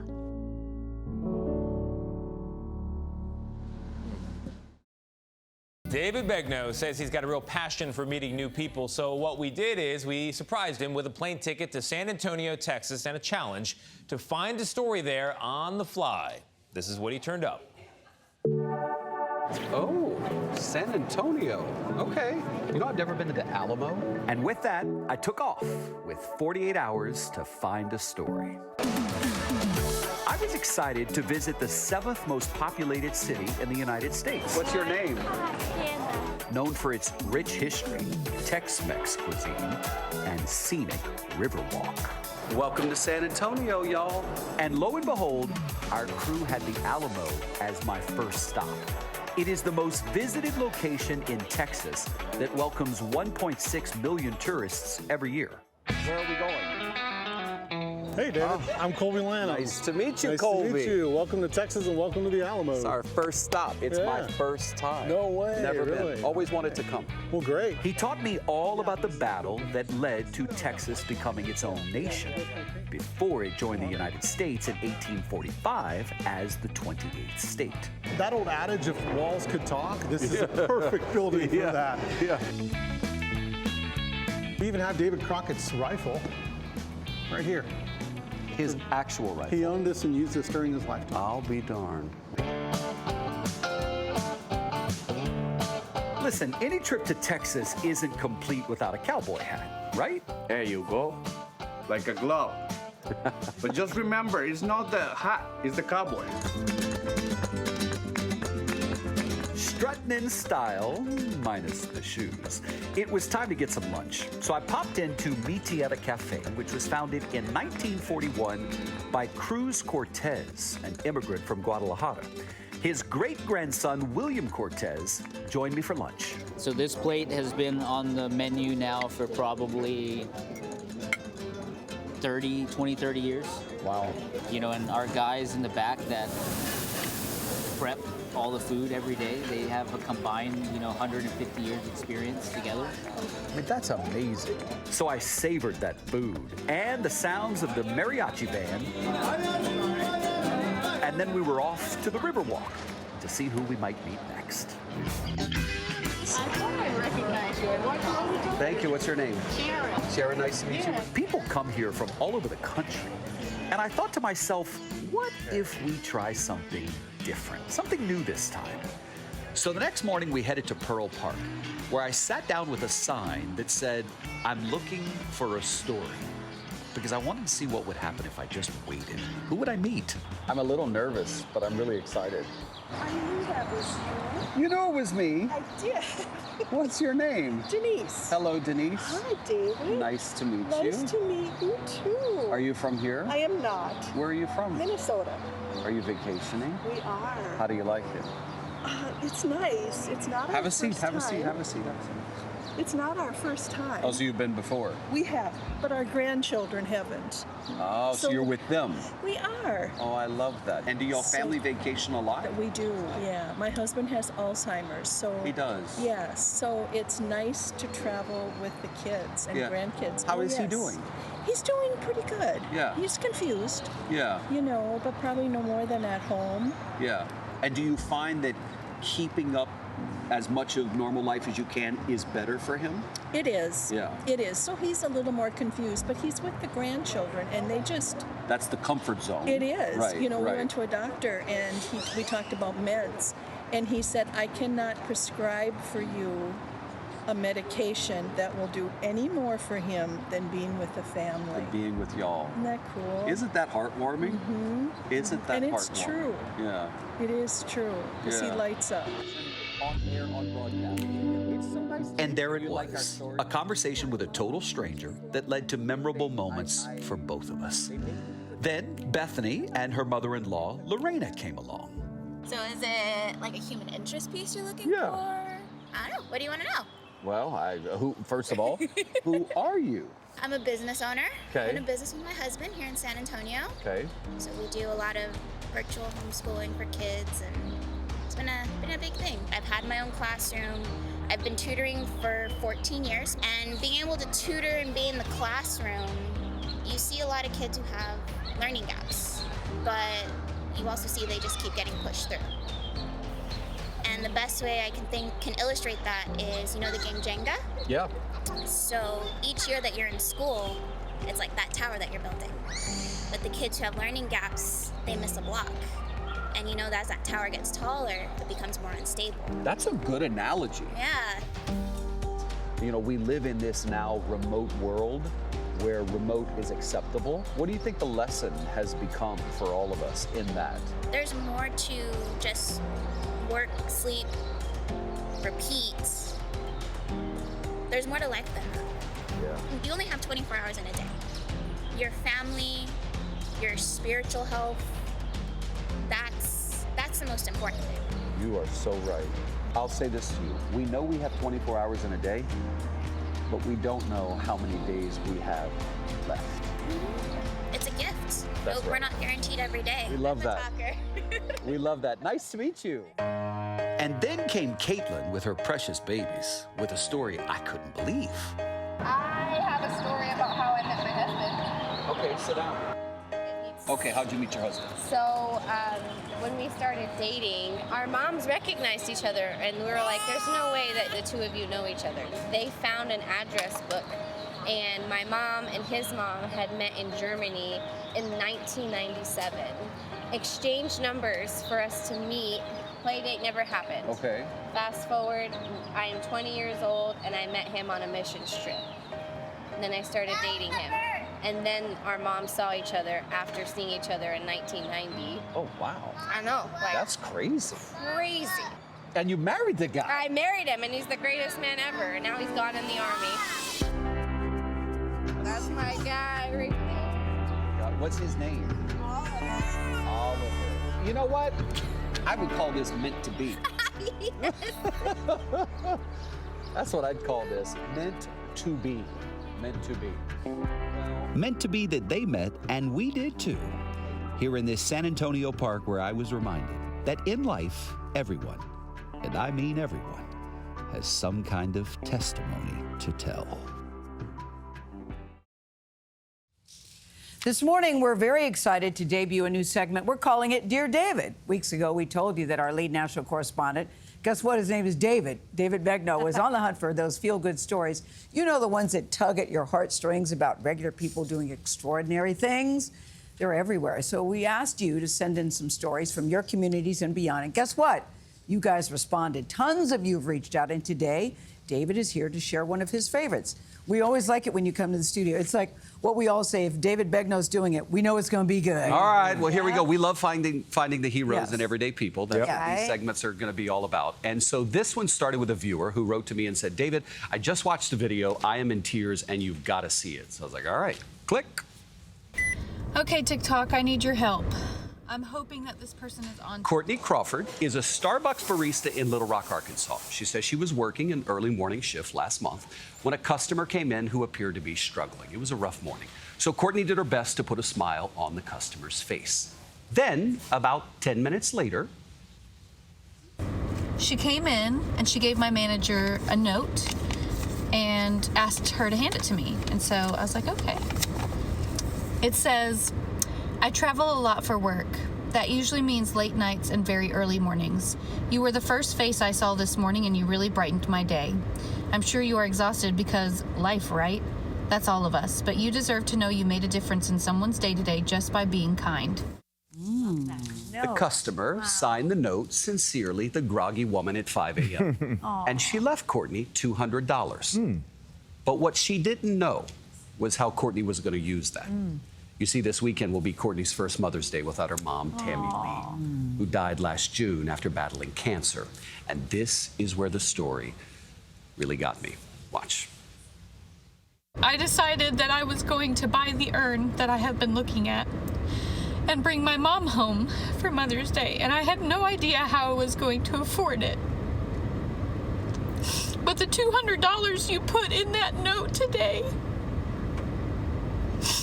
allows me to spend Mother's Day with my mom, and I appreciate you so much for that.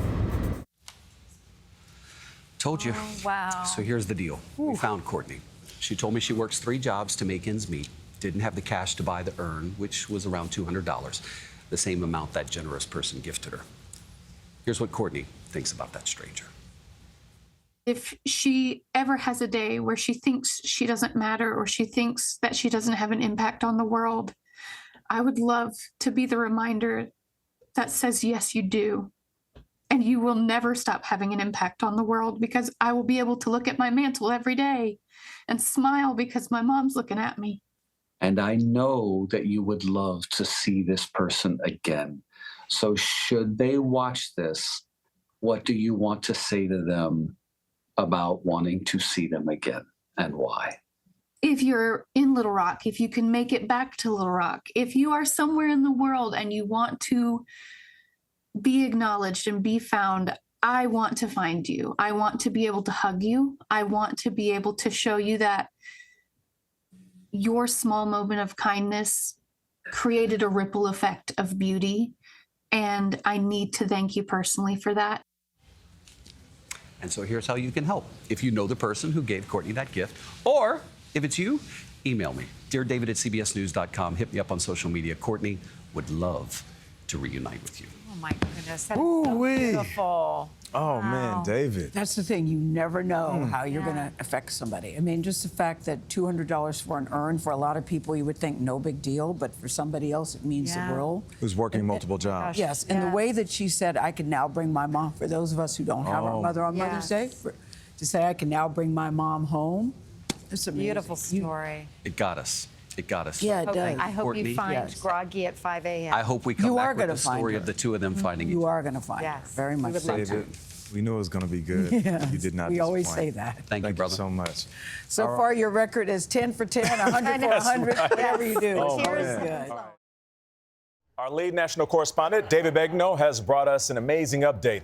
A few months ago, he introduced us to an architect in New Orleans and a group of Tulane University students who found a way to make these life-changing wheelchairs for kids who really need them. And the wheelchairs were free. Well, since David first shared their story, viewers like you jumped in to help. But first, here's a reminder of how we got here. This is a story about a small chair, but it's got a big impact. The kind of chair that gives mobility to children with disabilities. Meet Jackson. He's a 4-year-old boy from Covington, Louisiana. He has dystonia.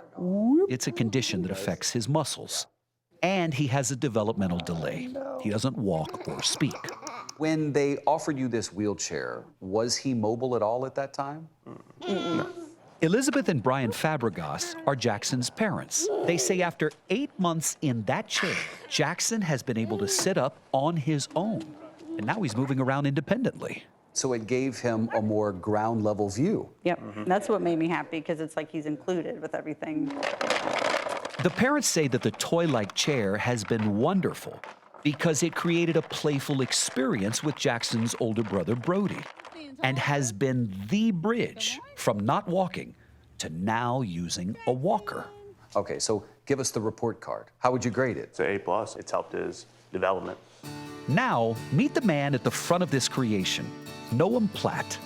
He's an architect in New Orleans who heads up an organization called Make Good. They focus on assistive technology, the kinds of devices people can't find in the commercial workplace or can't afford. Pull this out. Platt came across the design for the chair on an Israeli website that lists open source information for developers like him. We can go beyond what's commercially available. We can really create almost anything. But what he's created has turned out to be way more than Noam Platt ever imagined when I first met him in New Orleans. I didn't quite expect the magnitude of outpouring after the story. And that's where viewers like you come in. Since our story aired, more than $40,000 in donations rolled in. And of course, Platt knew immediately what he wanted to roll out, because he had also heard from nearly 60 families who saw Jackson's joy in our report and wanted to see it on their kids' faces. Plus, something even more priceless happened. Volunteers who saw the story said they wanted to help build these life-changing chairs. So Platt put some to work. And with his team at Tulane University, they've built all these chairs, about 25, in just the last 5 months. Look at little Ellie's elation. You took some of them. The smile on Theo's face. You can do it, come on! And just imagine what little McKenna might be thinking. Each of those chairs, they cost $200 to make. We're actually working on bringing that price down to about $50. And by this point in the update, you can't be surprised that Platt didn't stop there. When an injury prevented Seth from playing guitar with his dad, Platt pulled a few strings and created this custom guitar pick.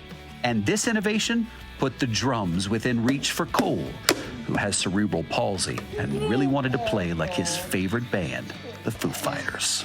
The work we're doing is not only extremely important, it's very inspiring to people. And it shows them that they actually have the power to change their environments, to provide more independence for themselves, and to really affect change in their communities for relatively modest amount of work. We salute you, Noam Platt and the students, and we thank viewers like you. Listen, it wasn't big chunks of money. We're talking about donations that were $5, $10, $15. So many people got involved. And Noam sent me this stat. He said David Makegood is able to produce adaptive technology at an average 1/7 of what it would cost to make it on the commercial market. That truly is inspirational, David. And I can't imagine just knowing that you were the vessel to get the word out so that this organization can do more. Great work. We just love telling the story. Yes, well, we love hearing from you, David. We'll see you later. Thanks. It's Monday, and that means you get David Begnaud with another story about the heroes in everyday people. Every so often, two strangers cross paths at exactly the right moment. And that's what happened last week in the sweltering Louisiana heat. It was Memorial Day, and Karen Swenson was arriving at a Louisiana grocery store to shop when an elderly man caught her attention. What were you thinking before you ever rolled down the window? I was thinking, how can this be?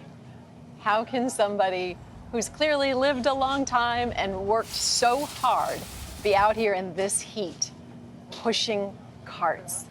She did what many of us might do. She left. Her groceries were getting warm. After all, New Orleans nearly broke a record that day.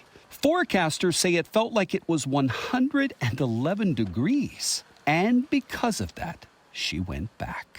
So I thought, this isn't right.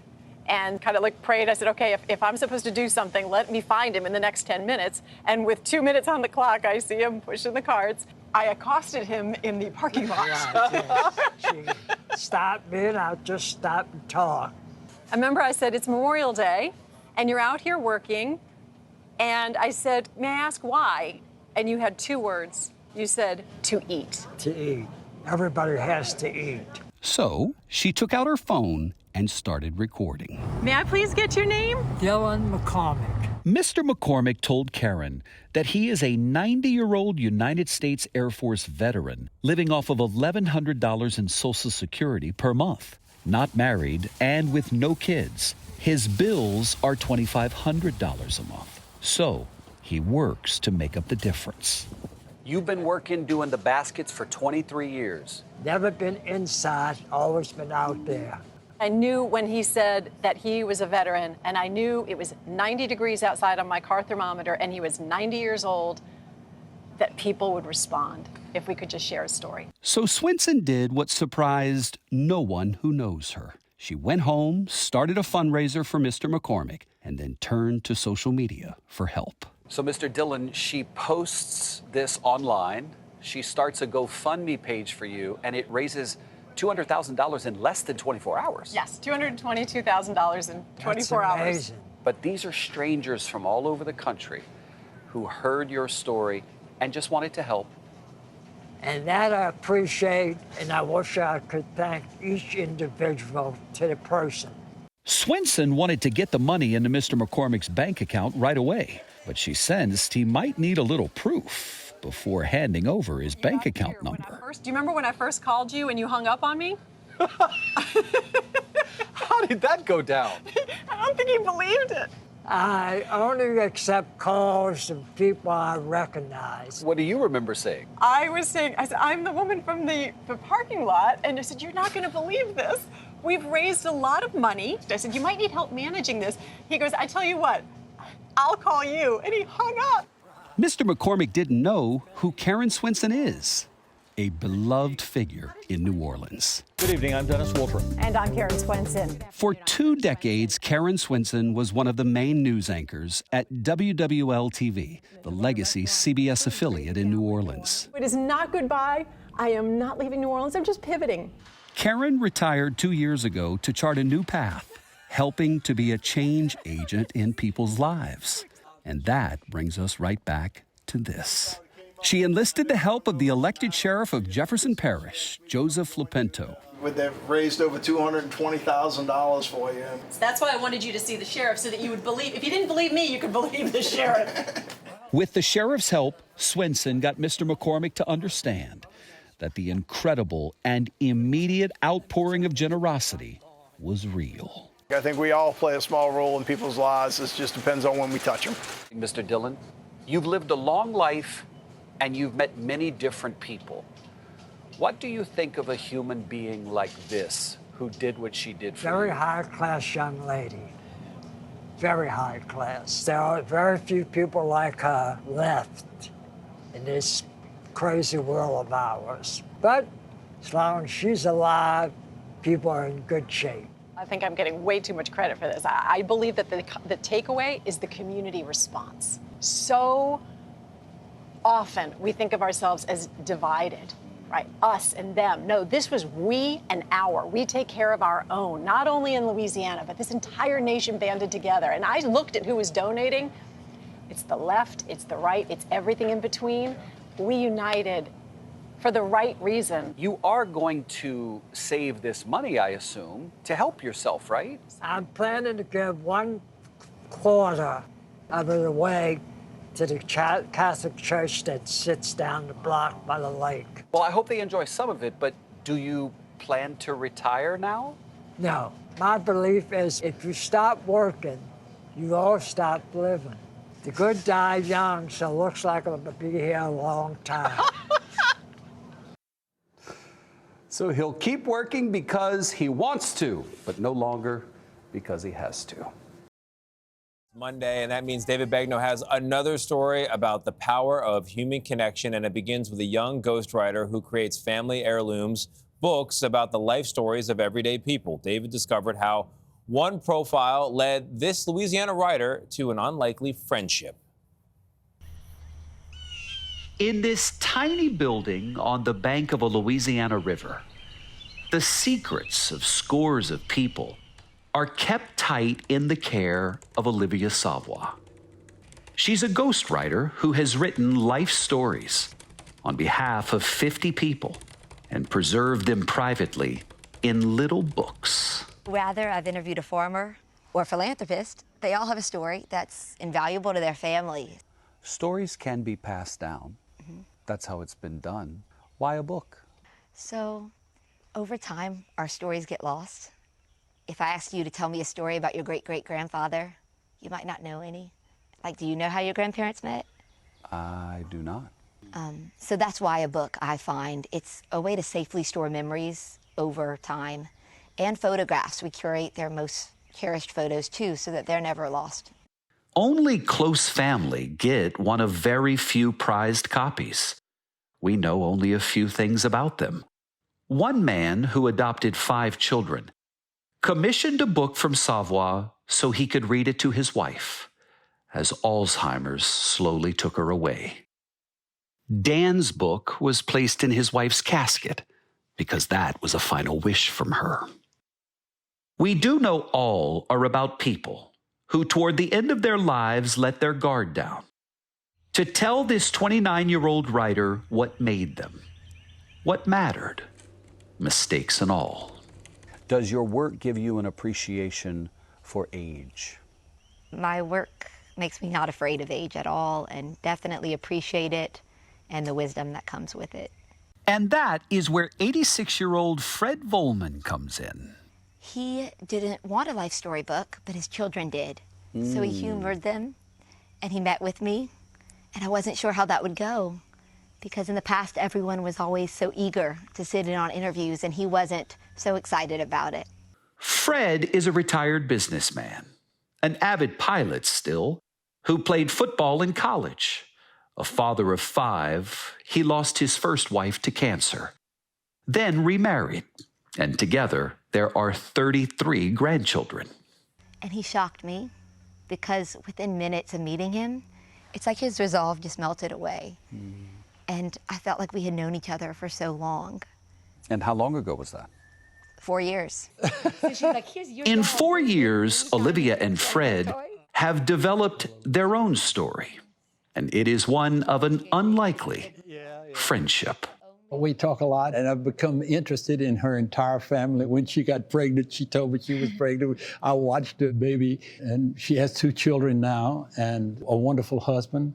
And we follow each other, not on a daily basis, but very often telling of, things that are happening to us, what's happening good, what's happening bad. In writing her books, Olivia sometimes receives written reflections from family members. One came from Fred's son, Willie, and it turned out to be extraordinarily special. I didn't tell you at the time that what Willie sent me was so different than what I've ever received from anyone, because it was so poetic and so beautiful and so just singing you praises. You see, Willie died suddenly, jogging.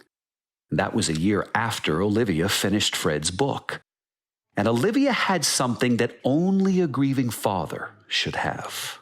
It felt like a living eulogy. It was that profound. It was poetic. It was beautiful. And I remember receiving it and thinking, wow, Fred's as great as I believe him to be, according to his son. David, I might not be able to read the whole thing. It's okay. I'm a sentimental person. Read what you can. I remember him as always being the smartest man in the room. I remember him as being generous without hope of reward. I remember him as someone who doesn't let discomfort get in the way of obligation. I remember him as a stern but loving dad. It is in sharing what is so deeply personal that they now say has cemented their friendship. I think both of us know that age is just a number, and we had a connection and things in common, and we cared about each other, and so why not be friends? There's something about you that I think finds older people more interesting. Yes. Most of my friends are north of 60. Since I was a little girl, I'd go to nursing homes and play the harp. Olivia believes that her special friendship with Fred is a story that needs to be heard. So I wanted to write about how two people who seemingly should have nothing in common can become friends. I wanted to explain how we just had a connection, a bond, how we shared in each other's joys and each other's sorrows, had a few common interests, and just became friends. Olivia Savoy, the ghostwriter, keeping the human spirit alive.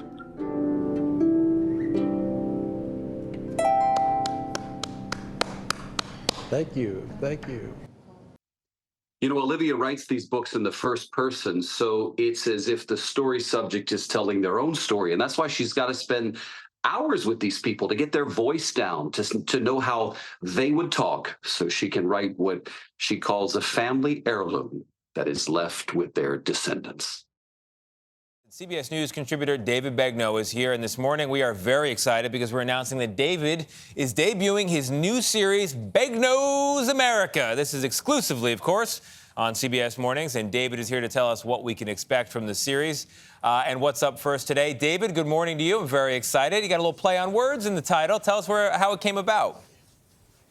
Tony D, it was a viewer, actually. Gayle was tossing to a Begnaud story 3 months ago and said, hey, we need a name for this series. Y'all send us some suggestions. And somebody wrote, what about Begnaud's America? Begnaud's America. Aha.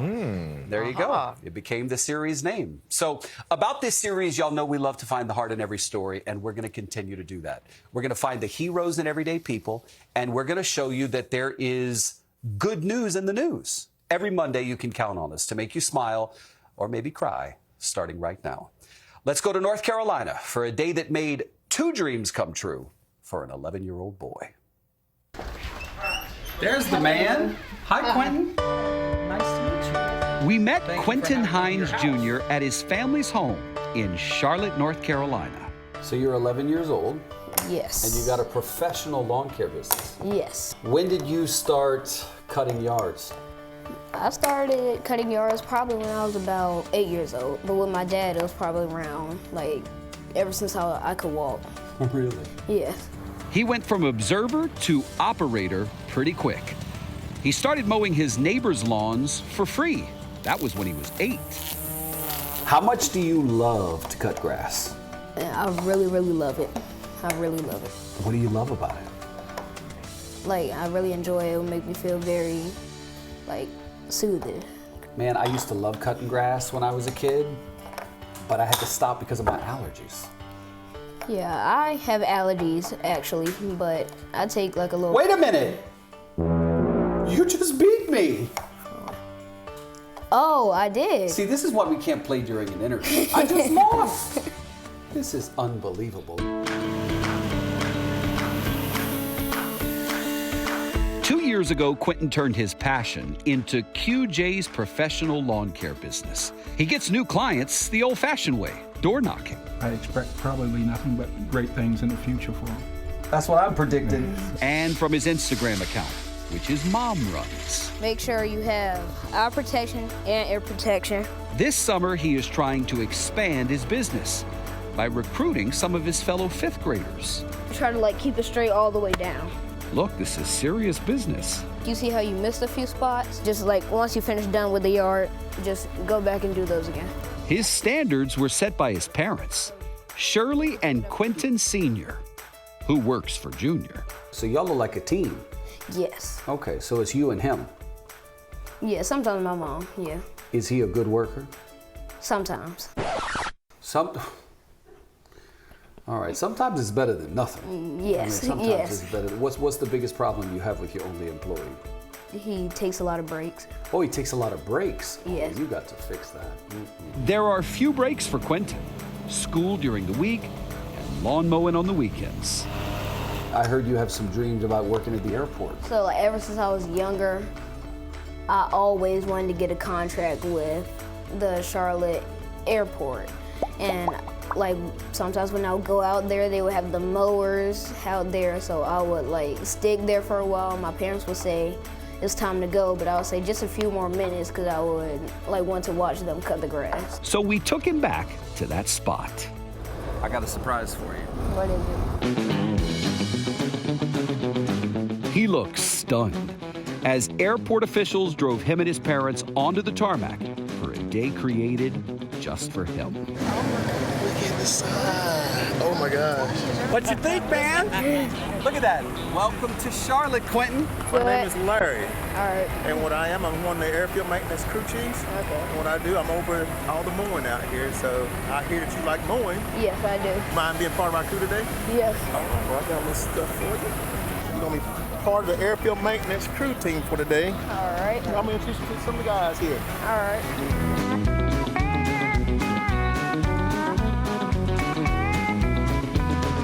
For more than an hour, in the blazing sun of a summer day, Quentin was living his dream. I'm speechless. Speechless when I know when he was 4 how he would look at this tractor here from the picture and say, I'm going to get that contract. I'm going to cut the grass at the airport, and today being the day. Man, I just don't have anything else to say. It's a great day. It's a great day, and we're not done yet. I can't take no more. One surprise down and one more to go. We let Quentin cool off and then told him and his parents, hey, we have a driver waiting for you outside. Y'all thought we were done. Quentin had told us about another dream, to work on the grounds crew for a professional sports team. Hello, Quentin. How are you, son? Good. Good, good. So, when in Charlotte, you call the Carolina Panthers. What in the world? And boy, did they come ready to play. I'm the director of sports fields and grounds here with the Carolina Panthers. We're happy to have you. You want to be part of the grounds crew today? Yes. Yeah? Awesome. Did you see it? Yeah, look up these pictures, man. Look, Quentin was right back in the action.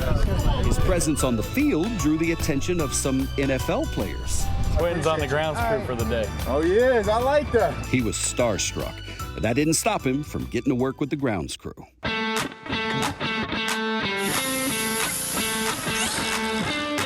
These are the blades. You got to keep them nice and sharp. He was laser focused, a bit of a perfectionist actually, as the Panthers crew taught him how to prep a football field for practice. Weed eating, painting the lines and the numbers. Woo, we wore him out. So it seemed like just the right time for one more thing. You ready? No. You're not ready. I'm not sure yet. I promise maybe. you're not ready. Okay. Look up. Wow.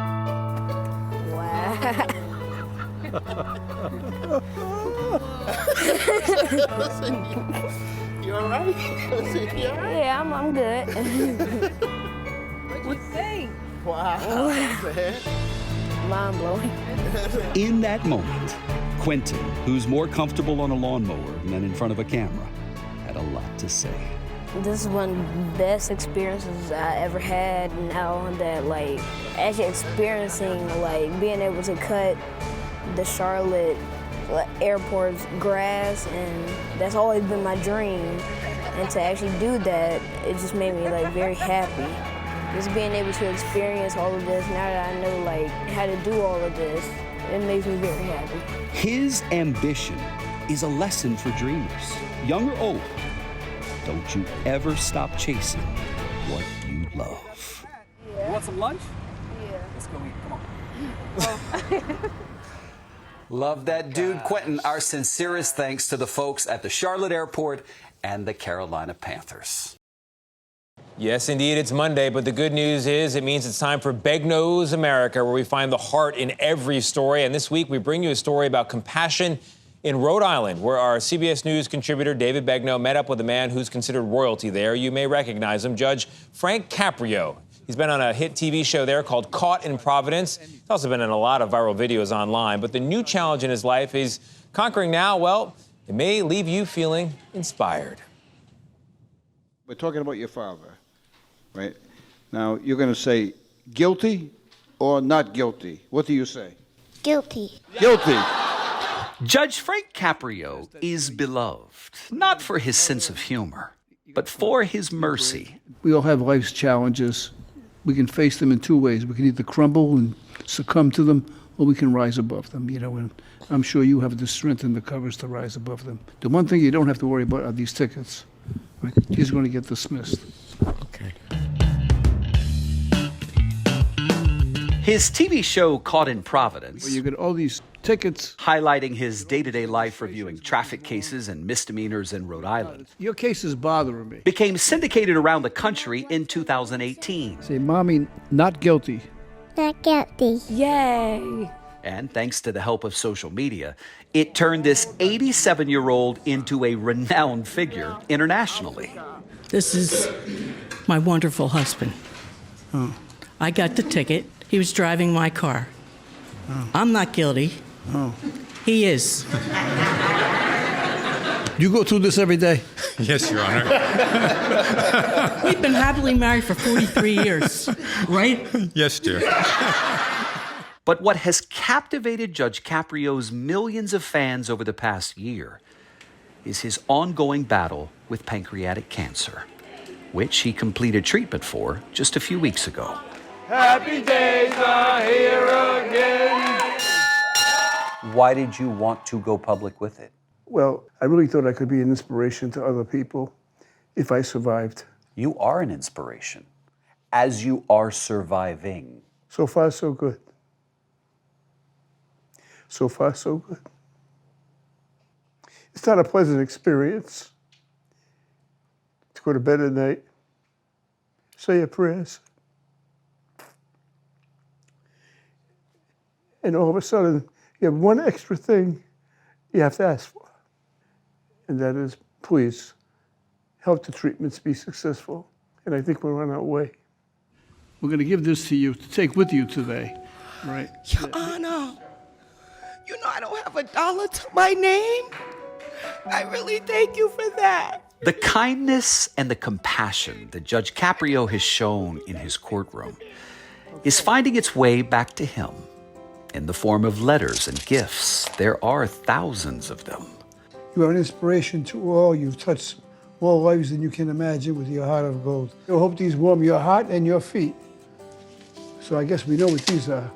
Happy days will be here again, and best wishes, Paula. Those heartfelt messages have also been pouring in from some of the judge's more famous fans. I am sending you a boatload of prayer, and also I'm a fangirl. It's been a pleasure to get to know you just through social media, and I'm so glad you're with us. You are a treasure. Judge Frank, we know You're a fantastic guy, kind, family man, just a wonderful, wonderful individual. This video is not about you though, Frank. It's about me.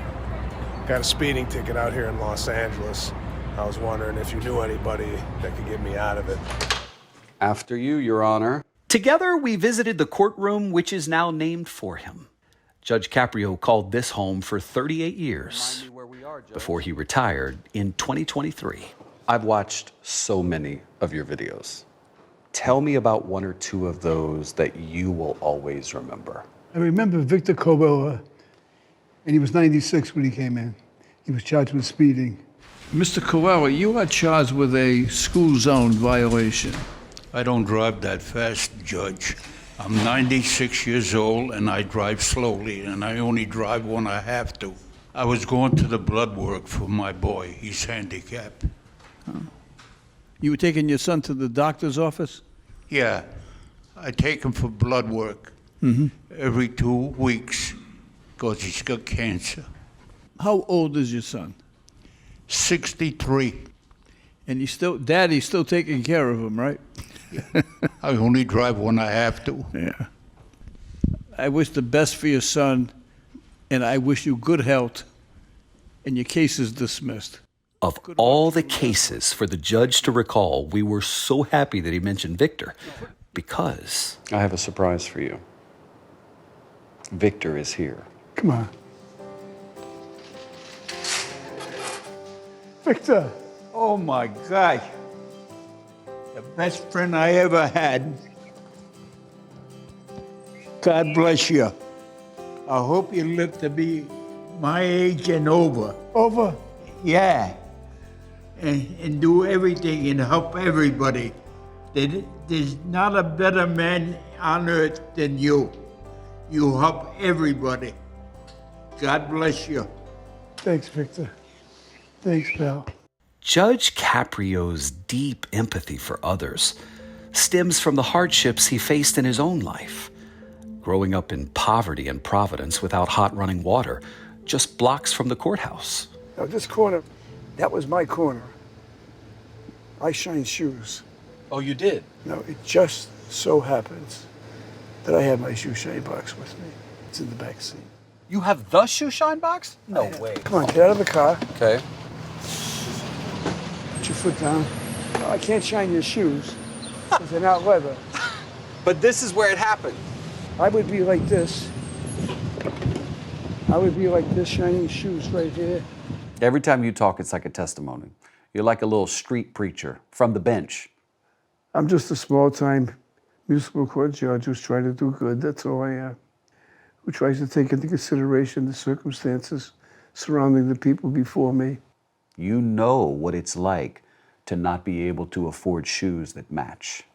Oh, I know. I know what it's like shining shoes on the corner. Yeah. You know about that. I know about that. To think I didn't even have a dime to pay you or a nickel to tip you, Judge. Yeah. I was only stiffed twice in my life. There was one guy and you. Twice I got stiffed. I didn't get paid my 10 cents. Well, here's 2 cents more. If you're going to judge someone, never met a judge or a person like you. You're amazing. Make sure you do it the Frank Caprio way. We're just doing what we think is right. Good luck to you. Thank you. Have a good day. You know, the judge ended every case by wishing the people who came before him good luck. Judge, I know you're watching right now. We wish you the best of luck in this fight against cancer. And we join your fans from all over the world in praying that the heavens will grant you the mercy that you have shown to so many other people, sir. It is Monday, so that means it's time for Begnaud's America. That's where David finds the heart in every story he does. So you may remember back in June, CBS News contributor David Begnaud interviewed Rhode Island's beloved Judge Frank Caprio. He's renowned for his compassion in court. We noticed the outpouring of love and prayers from all over the world on social media after the judge opened up about his battle with pancreatic cancer. And since there was a lot more to share from David's time with the judge, here is part 2 of that very inspiring story.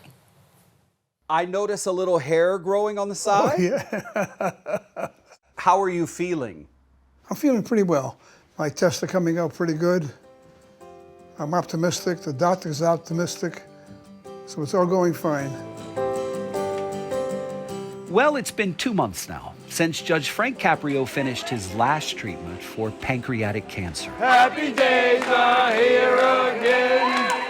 And these days, he's a lot more focused on seeing the world than the inside of another hospital.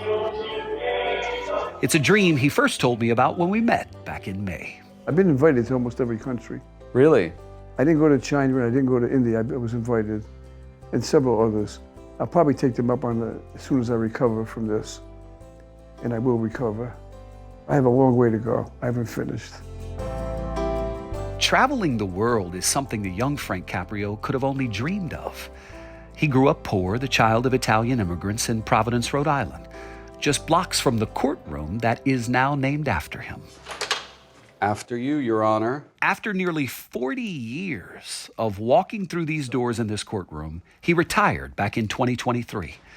He can still remember his first day up on that bench. My first day, this woman comes in, and she is obstinate, and she's rude. She kept saying, I'm just not paying this. I can't pay it. I don't have the money. I'm sorry. I got 3 kids. I held my temper. My dad's in the courtroom. And I tried everything, so I charged her the full amount. Court's over, I go in chambers. I said, Dad, how did I do? He said, how'd you do? That woman. I said, Dad, she was so disrespectful. He said, Frank, you gotta put yourself in their shoes. How would you like it if you were in her shoes? He says, you can't do that. He said, maybe she can't feed the kids tonight now. My first day in court, he taught me a lesson.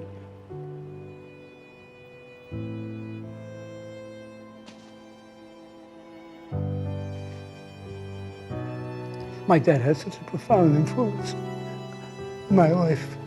The one thing you don't have to worry about are these tickets. Those who know him well and love him will tell you that Judge Caprio put compassion at the core of nearly every decision he made. Thank you.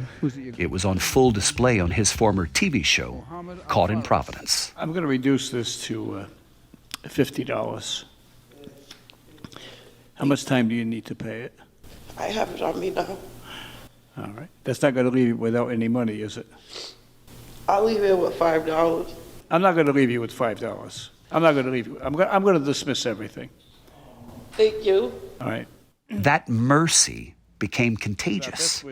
I have a letter from a woman named Angie Chesser, and she lives in Anderson, Indiana.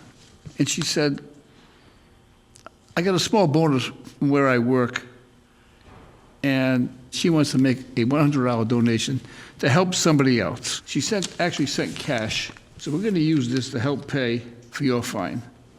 What do you say about that? I'm speechless. It was Angie's random act of kindness that inspired Judge Caprio to create the Philomena Fund. It was a donation-based program named after his mom that covered the fines for thousands of defendants who couldn't afford to pay them and might benefit from the complete generosity of a total stranger. To some people, that might seem like something small, but to me, I just feel blessed. So thank you. God love you. Good luck. Listen, I don't do anything special. All I do is what everyone else does, except that I treat people with kindness, understanding, and dignity. That message has resonated around the world. Now, this corner right here, I shine shoes. Let me tell you, we saw that firsthand as thousands of messages poured in from people all over the world through social media after our first story on the judge aired back in June. So we chose superfans Misha, Nico, and Jenny to surprise the judge directly. Hello, hello, hello. Very nice to meet you. So nice to meet you. Hi, David. Hello, my dear. What do you want to tell the judge?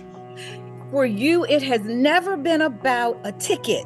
It's about what's inside the person, what's going on, and you care so much. And through your caring, Judge, you have helped other people to care. And Judge, I just want to say I love you. I honor you. You make all of us so much more compassionate with the compassion that you have shown in the world.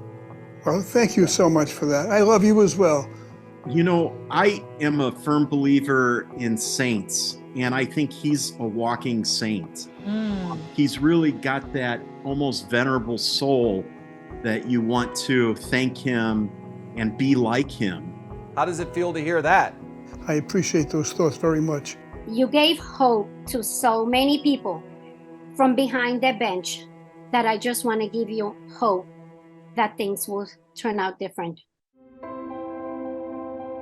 Judge Caprio's life-threatening diagnosis has made him ever reflective of the life he was blessed with. And it's only cemented his will to live loudly. It is the first time that I'm having a lobster roll in this restaurant in 45 years. My inspiration was that I saw Dave order a lobster roll. I got it hot, he's getting his cold. So, all right, you ready, Judge? Let's take our Hopes and dreams evolve as we age. What are your hopes and dreams now? Well, at my age, the important thing in life is family. I'm very fortunate. I have 7 grandchildren. They're all doing well. Been married to my wife for 61 years. We're together all the time. My family is all around me, so I'm very grounded. Yet your talents, thanks to technology, have taken you around the world. That's true. Thank you. Thank you. It's been such a pleasure. It's been my pleasure. Thanks. America's favorite judge, Frank Caprio. Listen, he'll be 88 years old in November. He is still so active today. He's in the office every single day of the week. He's finished with chemo and radiation for now. He says his doctors are happy, and he is incredibly optimistic about the future. If it's Monday, and it is, it's time for Begnaud's America. And today, CBS News contributor David Begnaud is honoring the teacher whose impact on his life was the greatest. Her name, Josette Cook Surratt. She was David's high school English teacher and speech coach back in Lafayette, Louisiana, and she went on to become one of his mentors as well as a dear friend. Now, after more than a half-century in education, Mrs. Surratt is retiring. And David wanted to bring her to Times Square to show her how he is living his dream, thanks to the effect she had on his life. Whew, what can I say about Josette Cook Surratt? She is one of the women I credit with changing my life. She was my freshman English teacher and speech coach who became my mentor and dear friend. I first introduced you to Miss Surratt last fall when I visited her in my hometown of Lafayette, Louisiana. Oh, look at this. When we first met in 1998, she was teaching English here at Turling's Catholic High School, and I was a 15-year-old freshman. I was gay at a time when it wasn't readily accepted, and I had Tourette's syndrome at a time when it wasn't easily understood. It was a lot of baggage for this young kid, but Miss Surratt had a way of seeing beyond the surface, into my soul, really. She is a large part of the reason I am a broadcaster and a storyteller. In 2022, Miss Surratt was inducted into the National Speech and Debate Hall of Fame. And now, after more than 50 years in education, Miss Surratt is retiring. 50 years in teaching. How are you feeling as it comes to a close? I think the first thing that comes to my mind is gratitude. I always wanted to be a teacher since I was probably 6 years old. I look at it as a ministry, but I always thought it was such a fulfilling and honorable thing to do. You taught a class called Interpersonal Communication, which really changed my life, right?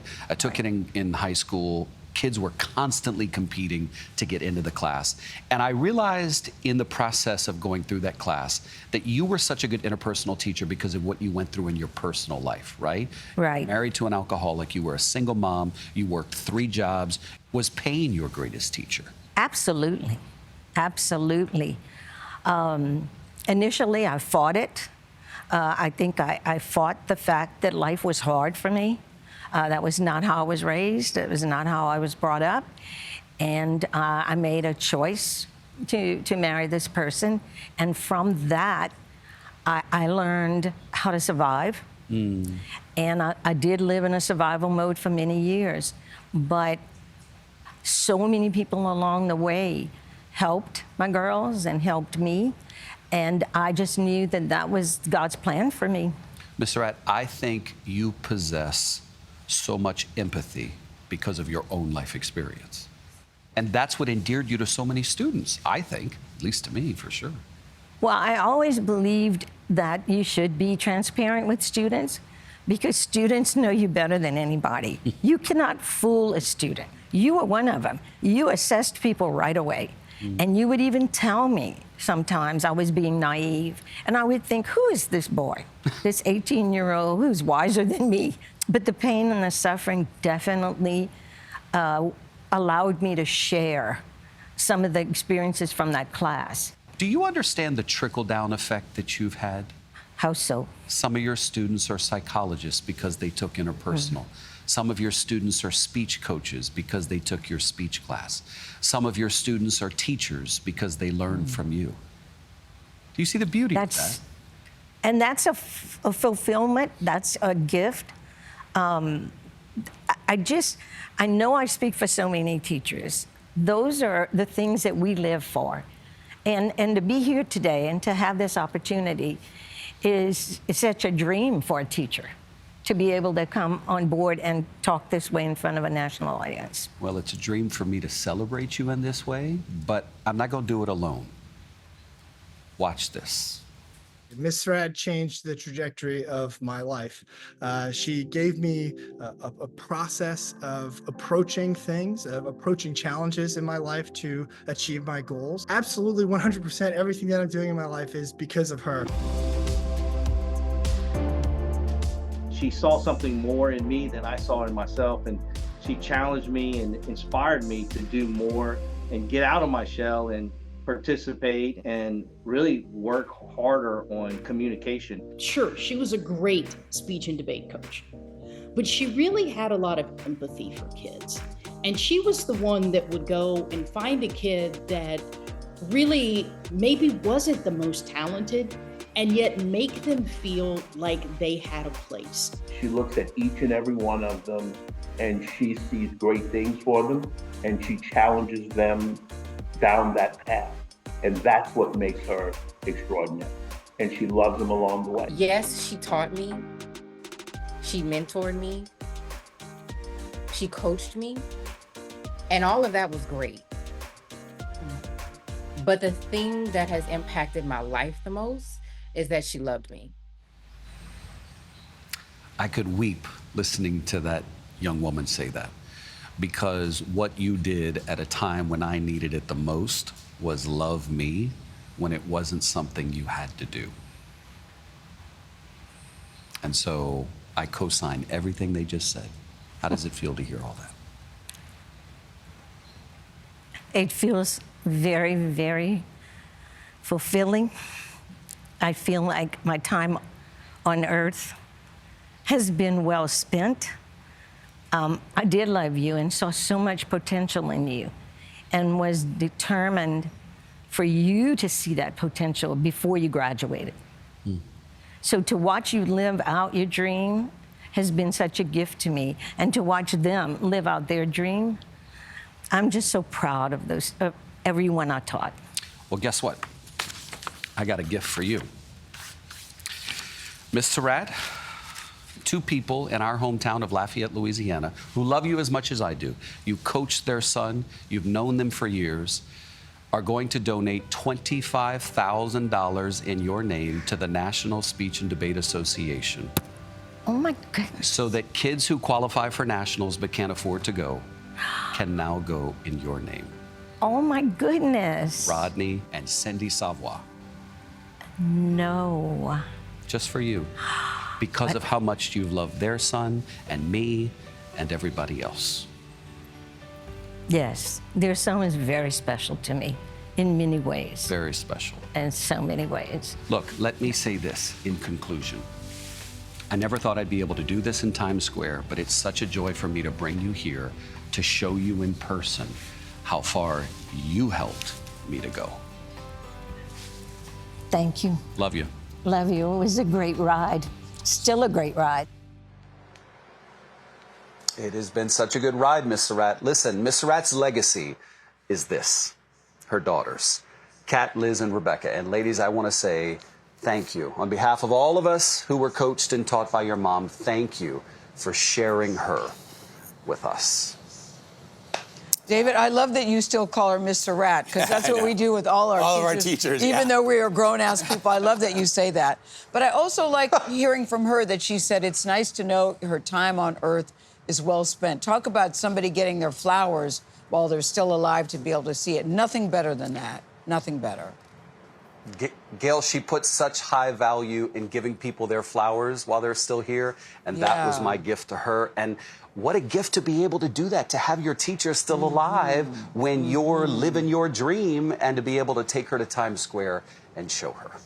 I also think it's fascinating that we all have teachers in our lives, and I think it's so interesting that they oftentimes don't even realize what the impact that they have on the kids that they teach, meaning us, right? And then when you say to them, you changed my life, it's kind of revelatory to them. It felt like that with Mr. Rat, David.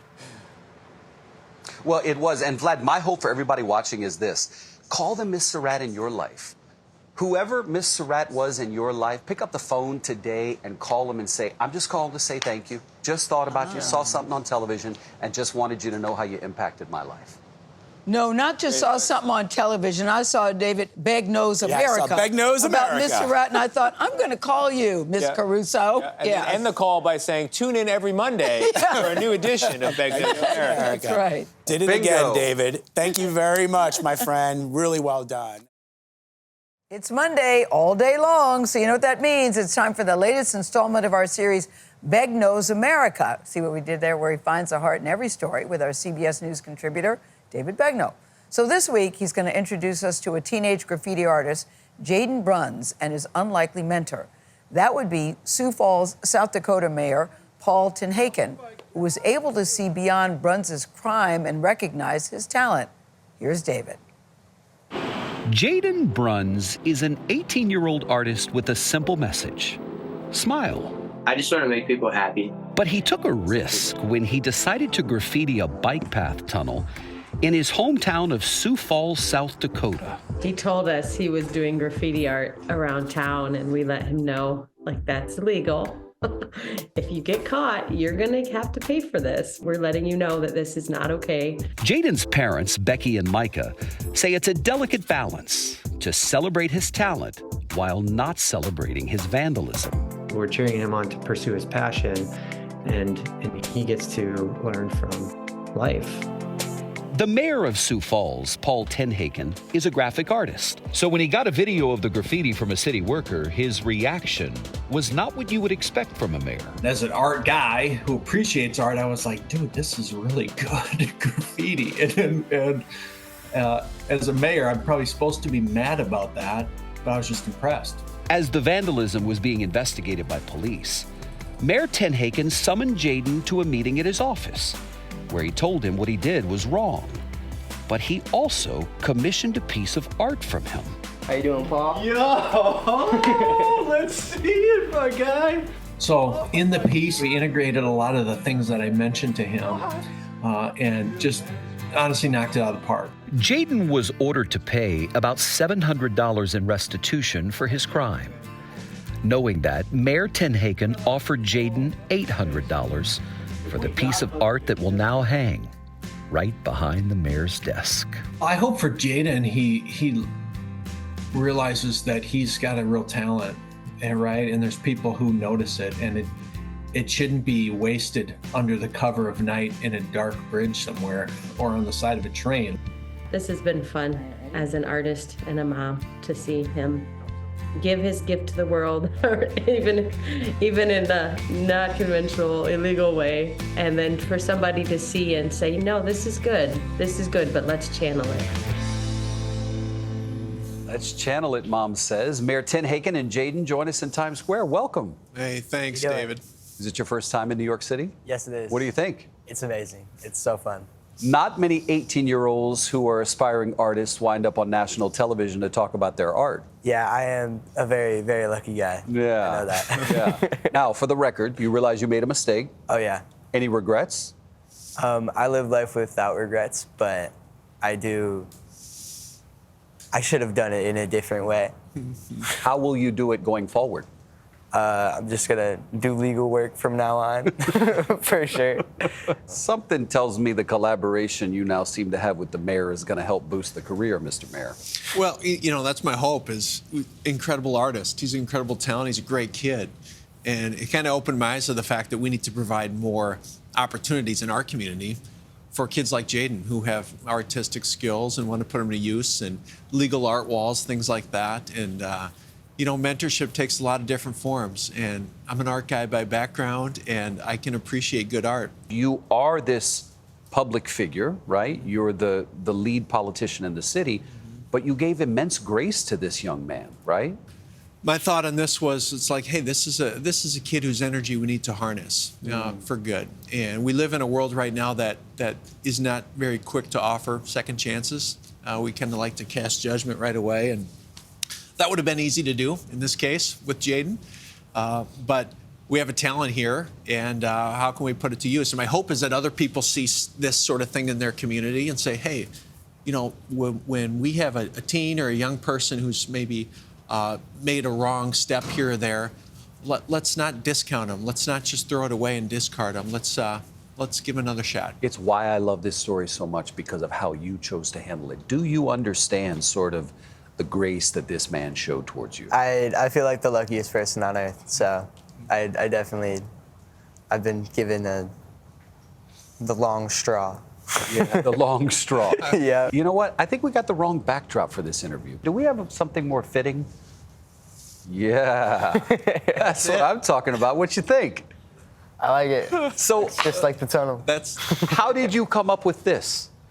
I just like characters, big things that you can see from far away, and I just started off sketching in my sketchbook and then doing like markers, coloring it, and then I found this tunnel when I was just out exploring, and it had super good lighting, and it was like at the end of like a bike trail, so there was like barely anyone who went through it, so it was a really nice, chill spot to just make it look good. You've got a lot of talent, and I think there's no reason you couldn't be one of the most successful artists in Sioux Falls. That would be awesome. That's my dream. That'd be so fun. And what I love about his art, you see his handle, his tag is smile. Yeah. There's a lot of other words people use in graffiti art and a lot of other things they could say, you know, but the message is good, and it's positive, and it's uplifting in a time when we need it. So I know you had to pay $700 roughly in restitution. Did you pay it or your parents paid it? I paid the $500 to the city, and then I have another bill coming. But you paid it with your own money? Yes, I did, yeah. Okay, all right. And Mr. Mayor, I heard you came with... I actually have my commission check. I committed to paying you, buddy, $800. Heck yeah. So your first commission piece, my man. There you go. Appreciate it. That's a check. That's what they did before Venmo. Oh yeah, for the cash app. So that's the first time you've been paid for your work? Yes, yeah. Well, congratulations.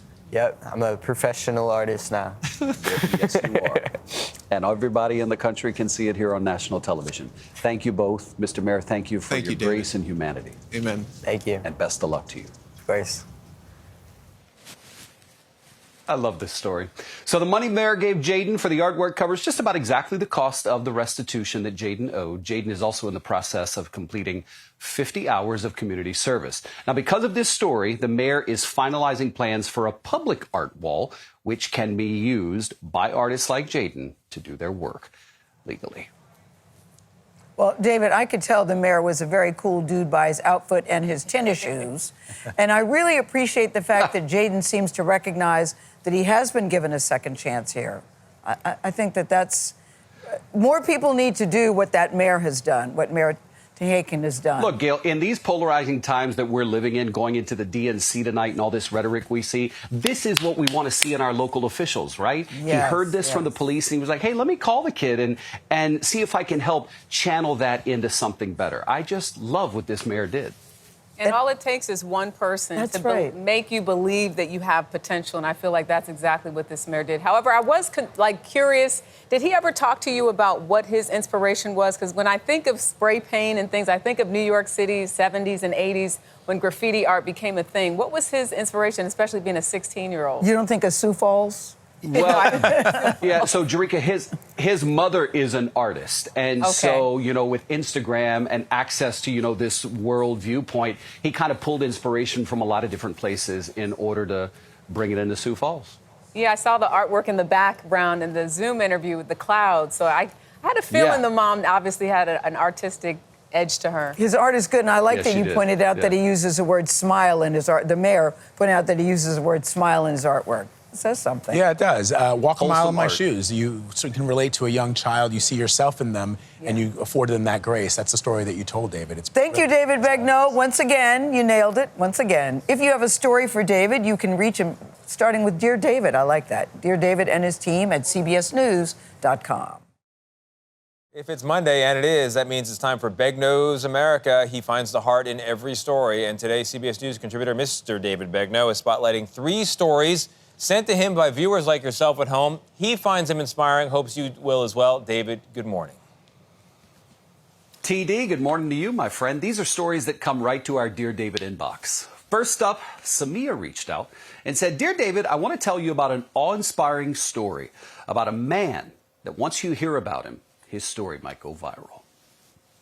It was 2009. A tumor was found on Ian Bowen's spine. Doctors at the Mayo Clinic in Minnesota told him, we need to go in and remove a piece of it to determine if it's cancer. But the process could paralyze you. Ian said, go get it. Turns out it was not cancer, but a treatable nerve disease. Still, Ian woke up paralyzed from the chest down. His doctors said maybe he'd learn to walk again with crutches, but he'd probably never run again. Ian thought there's no way. He persisted and began years of unbelievably intense work to beat the odds. Flash to 2022. Ian ran a marathon 13 years after he was paralyzed. It was joy, it was elation, it was happiness, but it was also, I think I want to do this again. But I want to run it faster. And that is exactly what he did. In May, he ran another marathon right near the Mayo Clinic where doctors removed a piece of that tumor. And get this, the medical team that treated Ian all those years ago was at the finish line to surprise him. Never give up. You are more powerful than you realize. And truly, when you connect your mind and your heart, anything is possible. Wow. And get this, the second marathon he ran in May was an hour faster than the marathon he ran in 2022. Wow. That's a priceless story, David. He's now a personal trainer. Is he charging $1 million an hour? Because whatever he's got, if he can sell it, oof, we want it. Right? Yeah, really inspiring story. So thank you for sending that one. Now to Texas. Karen wrote in and said, Dear David, there's a story about a former Houston cop who ran out of things to read during COVID and decided to finish his undergraduate degree 50 years after he first started it. This is not a burden for me. This is a pleasure. Charles Simmons. When he walked across the stage at Texas A&M Central Texas in May, Chuck Simmons became the oldest graduate in school history at 79 years old. He got his degree in criminal justice. Now he's taking master's courses in Homeland Security. He plans to volunteer his time as a court-appointed special advocate for neglected or abused children. I've never known, David, where life will take me, to be honest. I never knew I would be here. I never knew I'd be a policeman. I never knew anything I was going to do. But I want to encourage my grandkids, my great-grandkids, people that are older people, younger. You can do it, and there's many ways. Way to go, Chuck. Love the message. Among his many accomplishments, David, we have a note here. It says Elvis Presley once fell on him while he was working security at a concert. Unbelievable. Yeah, did you hear what Elvis said once he helped him back up? Naturally. What did he say? Thank you. Thank you very much. Boom, boom. Y'all know I love finding the heroes in everyday people, right? Yes. That was the subject line of the email that we actually got from Amy, who wrote, Dear David, you have to know about this little girl from Louisville, Kentucky. She has been an all-star volunteer for the city's Department of Animal Services for 3 years. And get this, she's only 6 years old. Naomi is a real animal lover, from puppies to goats. This one's so cute. But her specialty is kittens, and her favorite part is snuggling. Naomi has cared for at least 71 foster kittens since she first started volunteering at the Louisville Metro Animal Services in Kentucky when she was only 3 years old. And here's why this story is so special. Naomi was a foster child herself before her family adopted her in 2020. Amy, who submitted this story to us, said Naomi had to learn that letting a foster go is hard. But by fostering them, she gave them a chance to survive and find their forever family, too.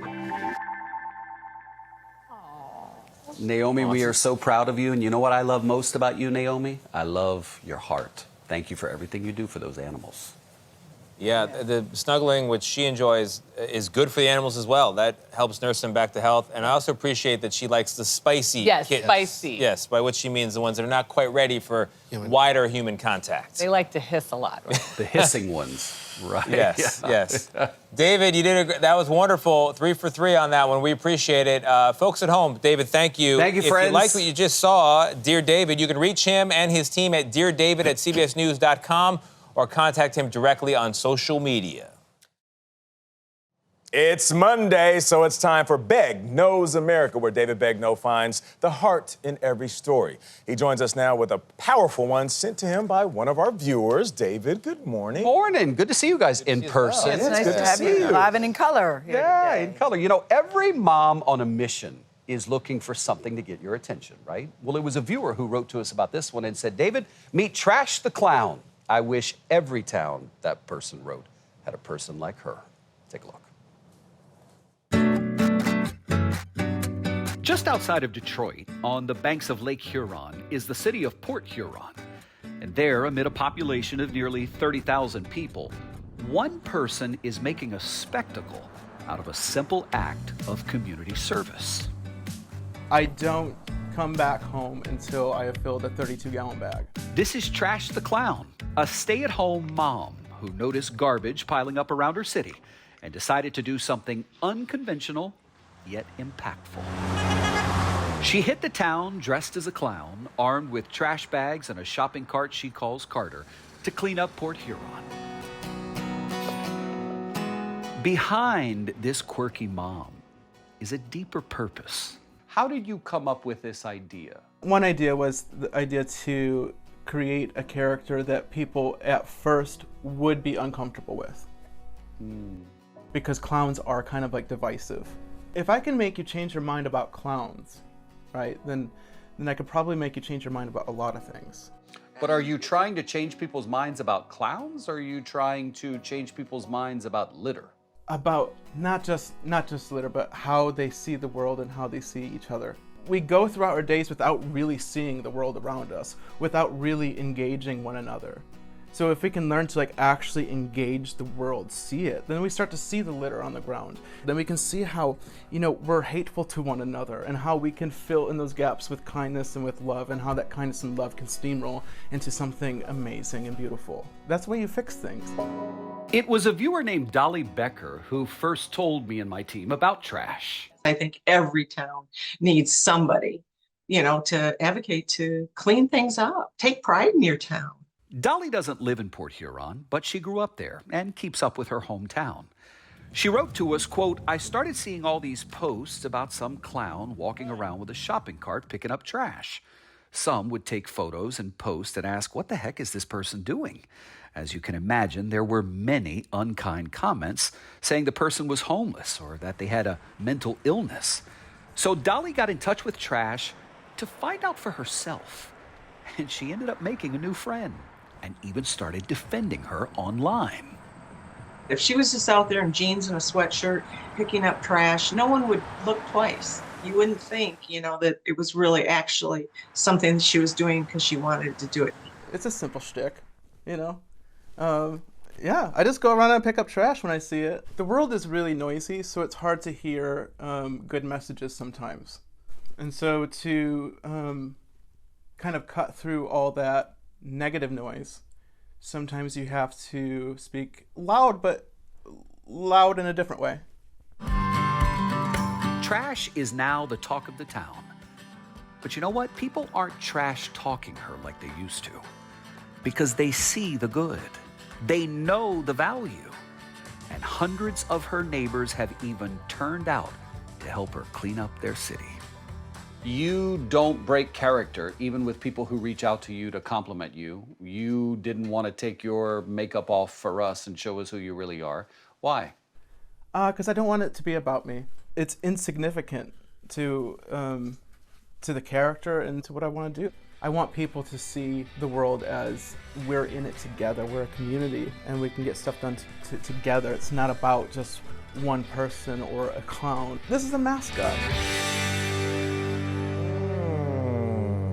She's very effective. thoughtful. Yeah, Very mascot for thoughtful. caring. Yeah, changing the perception of clowns. I could use her in Brooklyn. There's a lot of trash. We need to take care of it. I think a lot of cities could use. But to that point, if she just walked around like you and I picking up trash, we wouldn't look. Nobody would notice. But you see a clown and you go, what the heck is that? Yes. And then now you know she's the local celebrity in Port Huron. Yeah. Doing a good thing and changing people's opinions about how we look at each other. At first, David, I have to say, when I heard she wouldn't take off her makeup, I had a kind of eye roll. And then you hear the story. Bingo. And then you get it. There you go. You get it. She said, I don't want this to be about me. I want people to focus on other things. Right. Wow. You Really wind like up on her. Begnauds America because you dress up as a clown for a purpose. Yes, That's right. really like That's how it her happens. a lot. Before we go, y'all are going to love this. 2 weeks ago, we told you about Naomi, a child in Louisville, Kentucky, who helped to foster more than 70 kittens. Well, Naomi, at 7 years old, understands the value of adoption because she was adopted into a forever family herself. Well, after our story aired, the mayor of Louisville recognized Naomi, as did PETA Kids, which honored her with this award. Take a look. Hero to Animals, Naomi 5. PETA Kids recognizes and thanks Naomi for showing love to cats and compassion, being willing to help animals in need. Oh, so I can help all day. Yes, you can help all the time now. So that means I got my new job. Oh, that being a hero to animals is your new job? Yes. We'll need you, definitely. Yeah. Hero to animals. We love you, Naomi. Proud of you, big yes. girl. Proud of you. That is Yes. beautiful. That's a I great love her update. little face peering over the frame. She's clearly very proud of what Beautiful. she does. Yeah. We're proud of her. And we're proud of you. David, thank you so Thank you, much. brother. Now, if you have a story for David, you can reach him and his team at Still love Dear David. deardavid@cbsnews.com or contact him directly on social media. He will respond. You got a good story.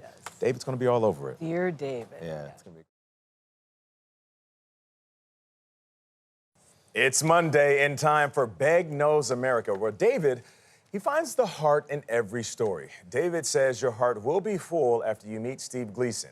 It's his first interview since receiving the Arthur Ashe Award for Courage at this year's ESPYs, 13 years ago. Gleason was diagnosed with ALS, a nervous system disease that affects the brain and spinal cord and causes loss of muscle control. Gleason details his death-defying journey in his memoir, A Life Impossible, Living with ALS, Finding Peace and Wisdom Within a Fragile Existence. And if you have any tissues nearby, grab them now. David, good morning. It's a must-see. Good morning, my friend. Look, Steve wrote this book with his eyes. He wrote it with his eyes and the help of AI software to type every letter and word. We sent him the questions in advance, and it took him about a week to respond. What you are about to see is one of the most moving interviews I have ever done. America first met Steve Gleason in 2006 when he blocked a punt during the New Orleans Saints' first home game after Hurricane Katrina. That symbolized a rebirth of New Orleans. After 8 years in the NFL, Steve retired in 2008. In 2011, he was diagnosed with ALS. That same year, he and his wife Michelle started Team Gleason, a foundation which has provided over $40 million in technology, equipment, and care services to people living with ALS. Because of his heart and his chutzpah, the 47-year-old Gleason was honored at the ESPYs in July with the Arthur Ashe Award for Courage. It is an honor given to those who possess strength, courage and the willingness to stand up for their beliefs. One of my favorite people, Steve Gleason, is here with his wife, Michelle. Welcome to Times Square. Thanks for having us. First off, David, Michelle and I would like to express our gratitude for you and all of the CBS Mornings team. We're grateful for your time, patience, and effort sharing our story. And we had a great time with you yesterday at the US Open. Thanks, y'all. We love you. Steve, in the book, your wife, Michelle, has described your diagnosis as you going from frustrated to fearful to angry. Where are you now? The readers will see that 13 years of living with this gnarly disease, and I'm over a decade past my expiration date, so I have the wilderness of fear tattooed all over me. Through the process of losing control of everything, the one thing that seemed to be at least somewhat in my control was my mindset. Where am I now, David? I like to think of ALS as something of a postdoctorate research project on being human. It's like I'm investigating what can people do to move from fear to freedom, from suffering to strength, from loss to love, or from hell to heaven. This body may be a prison, but my mind is free. That's beautiful, Steve. I mean, it's the profundity to your words are so deeply moving. Where are you on that question? I'm still frustrated, angry. It's difficult. I have not transcended all like Steve has, but I'm also able to move and talk and feel. I am proud of him for where he is, because I really can't imagine, being around it, I can't imagine being, having to do what he does every day, but being on the other side, I'm still taking care of the kids, helping with him, more in a real world, and wishing that he could do more for him, more for me, more for the kids. At the same time, so grateful that he is here with us and able to do all he does for us. Michelle, you are radically candid in the book about things like intimacy, communication, all that kind of stuff. Be radically candid with us about your struggle with his lack of ability to communicate with you. It is literally sometimes nearly impossible.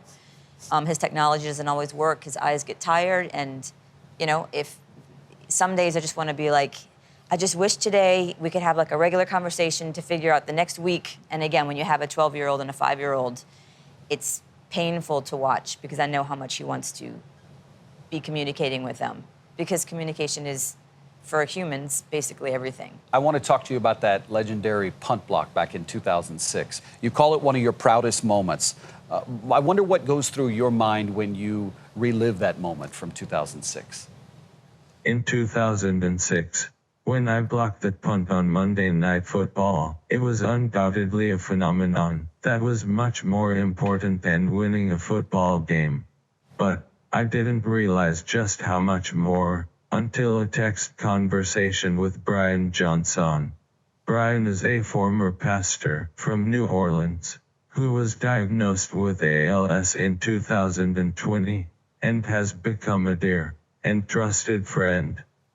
Brian asked me, "I'm curious, if you hadn't blocked that punt, do you think your reach and impact on ALS would be the same?" My answer was, if I don't block the punt, I'm probably not alive. He was appreciative of my brutal honesty, and his response was, "So if you hadn't blocked the punt, then I'm probably not alive either." He said, "At the time I was just excited. Some long-haired surfer dude lifted my spirits after I lost everything in Katrina. But you actually saved my life." So many people have told us that our foundation's efforts and support have saved their lives. But if I didn't block that punt, I'm just another has-been football player. It's probable that I just fade away and die anonymously. I don't see any of this happening. But here we are. I did block the punt, David. And this community, my family and friends, and their love, Continue to uplift me and Michelle throughout this crazy, wonderful journey with ALS.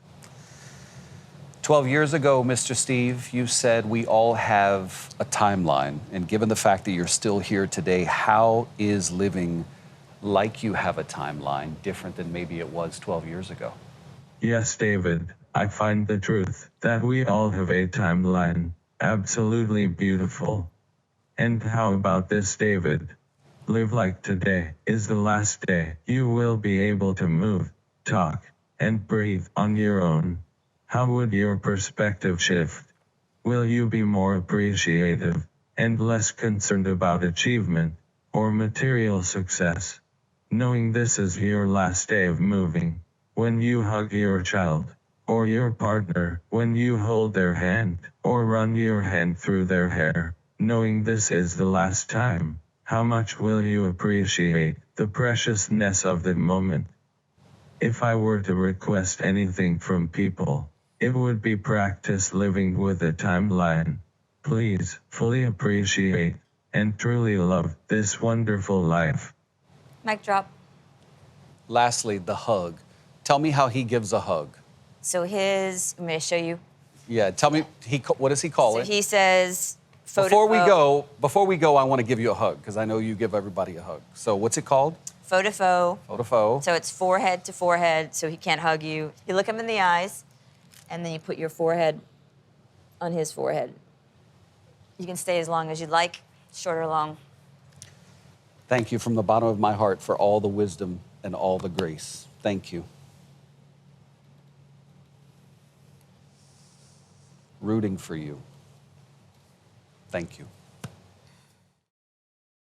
It's Monday, and that means it's time for Begnauds America, where CBS News contributor David Begnaud finds the heart in every story. This week, David brings us an inspiring tale about a 5-month effort to return a lost envelope of cash. He shows us how that lost dough and a little typo sparked a lifelong connection between two strangers. Once strangers, now friends. Let's take you back to December 1st, 2023. Like most Americans, I was or still am, in a football pool at a local watering hole. And after 3 years of no results, I'd finally tied for first and won $511. But that victory was pretty short-lived.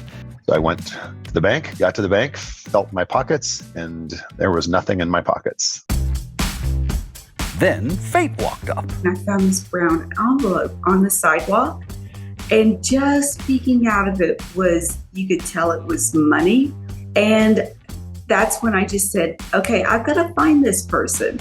I need to find Greg Throw. But that was the problem. You see, the envelope had a typo. His name is Greg Thowell. It's not Greg Throw. I kept thinking in my mind, this was December 7th. This was close to someone's Christmas. It could be their Christmas present money. It could be their rent money. Over the course of 5 months, this lady spent 5 months. Carla Montgomery reached out to the police, the U.S. Marshals, the FBI. She searched social media, all looking for this Greg Throw guy. Then one day, in one more search online, she found a Greg Thowell from Denver, Colorado, and she thought, well, maybe. And she called him. And she said, did you lose some money in an envelope in Denver, Colorado 5 months ago? It was such a relief to know that it was going back into the hands of the owner. She was just a lovely person. And I was just like, I can't believe 5 months later you're calling me about this money. I started to cry. I was like, I can't believe I just got $500. I mean, come on, what are the odds? I think her act of kindness has changed my life. It's just been this domino effect. Like, if I have a choice to do the better thing or the good thing, I think of Carla. I think that's how I'll probably live my life the rest of my life. Never in a billion years.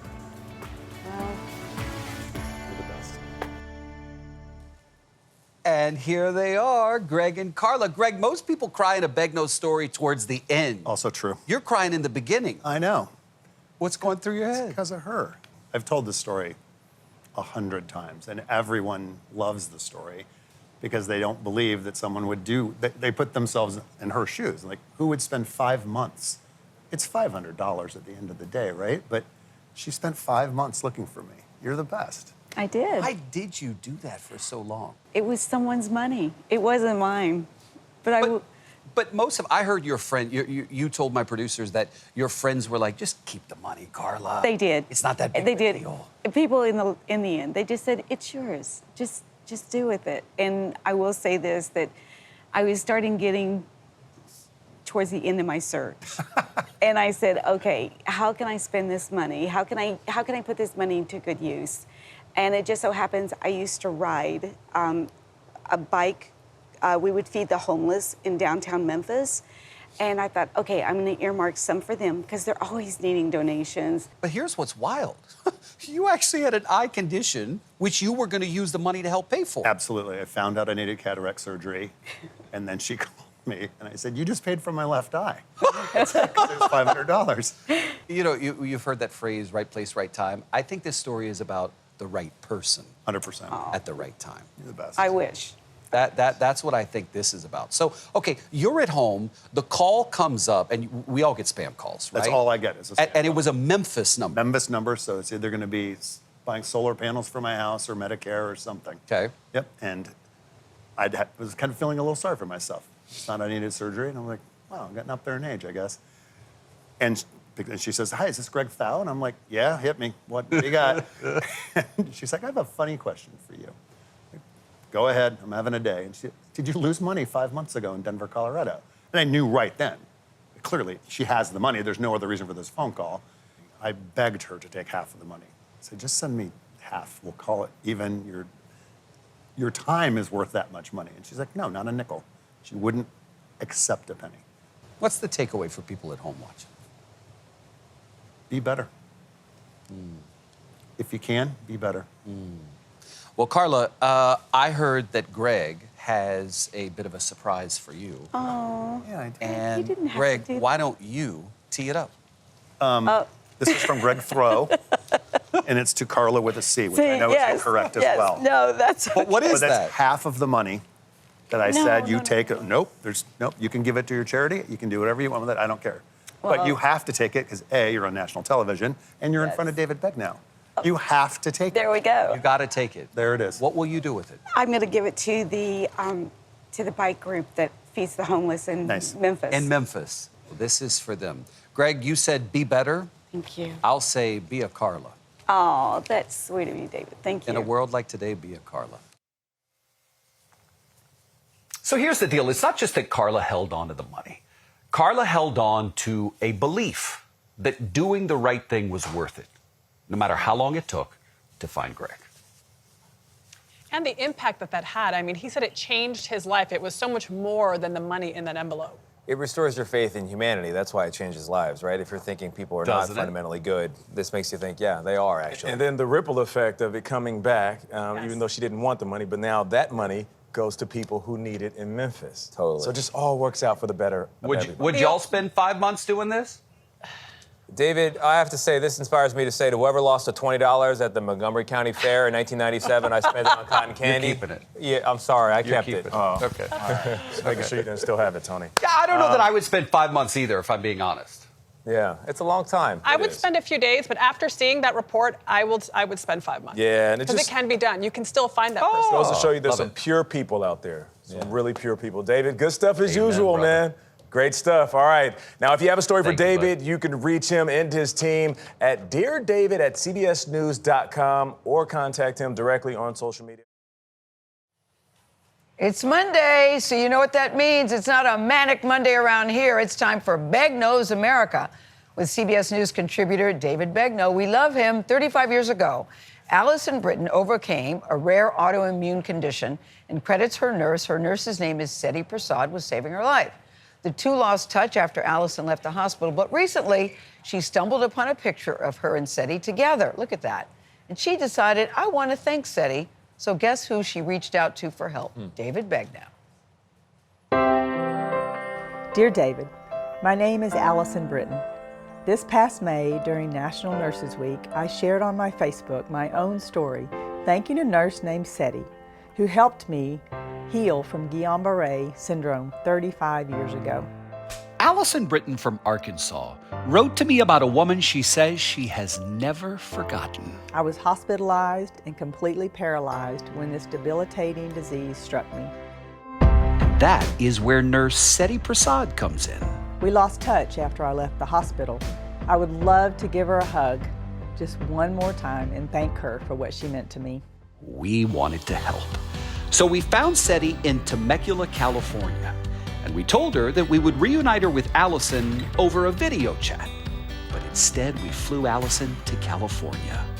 Hello! Hi! How are you? I'm good. How are you? Are you ready? I am ready. What she doesn't know is that you're going to walk right up to her door, and we're going to ring that doorbell, and she's going to come to that door, and it's going to be you. This is a dream come true. I actually visualized that happening. She was my angel and my light in the time that it was so dark. And I was scared and I was lonely, and she and her alone made me think that I was going to be okay. Allison was ready, and Seti was too. Hello, Miss Seti. Hi, David. Are you excited about today?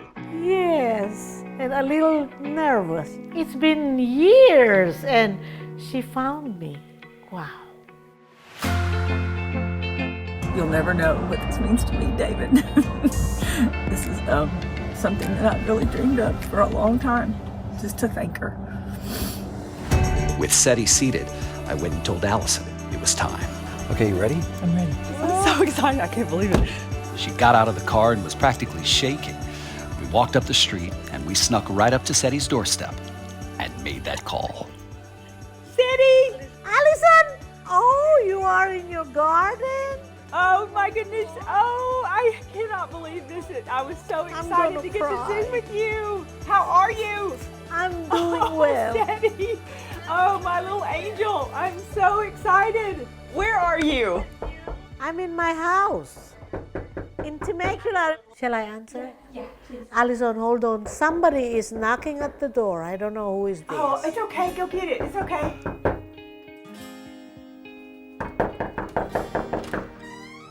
Oh my God! You actually came! Oh my God! I found you. Yes, you did. You haven't changed a bit. I saw David on the window. Oh my God! Oh, surprise! Very surprised. God, Allison. Oh, I didn't know what happened after you went I didn't know home. where you went either. That's why I thought of you every day, and I wanted to find you. Yes. You have no idea all these years what you meant to me, did you? No. No, but I'm here to tell you. You meant a lot. I'm here to tell you. Because go sit down. Yes, let's go sit down. Oh, surprise, Seti. Why do y'all have Kleenexes? Get one. I didn't think you would remember her 35 years later, or at least this well. Never. You know, you never forget somebody who made an impact in my career. And I had no idea, and I'm thinking I didn't know if I was going to be okay. And every day, Yes, every day you came in and you said know you're that going I to be was okay. so worried, and I said, Allison, come on, just kind of coaching you and reassuring you, you'll be fine. Anytime I'm on duty, I told the head nurse, I want to take care of Allison as one of my patients. But you know, she needed total care. And you allowed me to take care of you, Allison. You were such a light in such a dark time that I was going through. And my mom, as much as she wanted to be there, my dad was so sick and she was trying to work. And she said, Seti is there for you when I can't be, and I knew that. She trusted me. She trusted It's you. so nice, you know, to be trusted by the family. When Allison reached out to me, she said something that stuck with me. She said, I couldn't even close my own eyelids. No. And she said Seti would come in and close him. And you told my producer the same thing. You remember doing that. Huh? And I remember Because the touch. nothing was working. Oh my goodness. Oh, I love you so much. You have the biggest heart of anybody. I don't Oh, know if thank you you. will ever understand how much you impacted my life. Wow. I'm so honored. And I'm sorry it took I'm me so long honored. to find you. As they reminisced, I realized there's a healing power to relationships. And you know what, friends? It is never, ever too late to say thank you. Everything you hoped it would be? And more.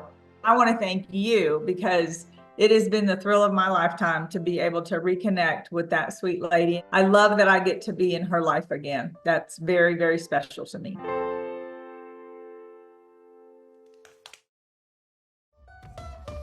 It's Monday, and that means it's time for Begnauds America, where David Begnaud finds the heart in every story. And this morning, we're talking about this beautiful dog. He got the nation's attention after he was found left on his own moments before Hurricane Milton hit Florida. Look at how sad this picture is.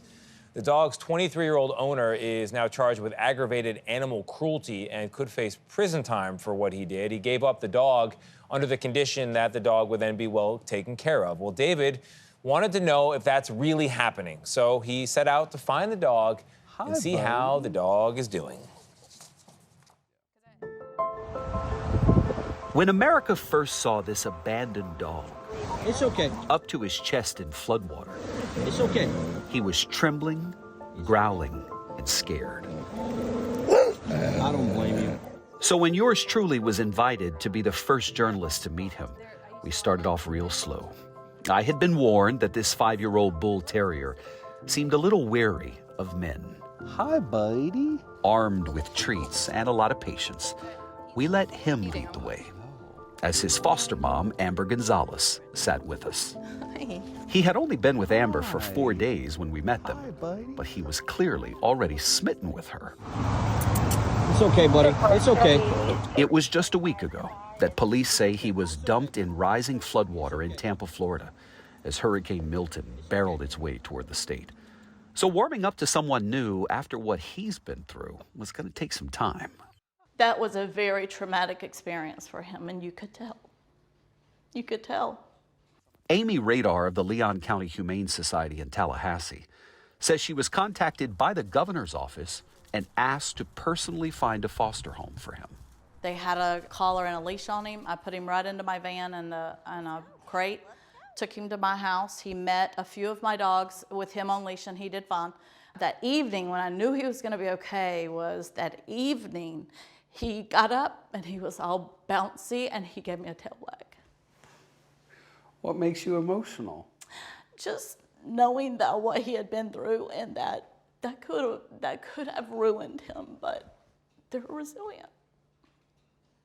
It was Florida Highway Patrol Trooper Orlando Morales who first rescued the dog that would later be renamed Trooper in his honor. I got out my car, and sure enough, I look right across my front bumper, and I see his face just like sticking up, and then I kind of see water just pretty much up to his chest area, and I was like, wow. I know you're both a dad and a dog owner. What did you think when you first got up to him?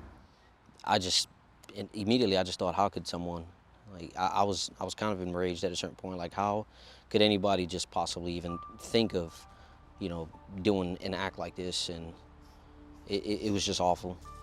Trooper Morales cares a lot about his new friend, so much so that he drove 4 hours from home on his day off so that we could reunite them. You're looking good, you're looking healthy. Here you go. Trooper was cautious, as we expected. He dropped his tail, looked reluctant.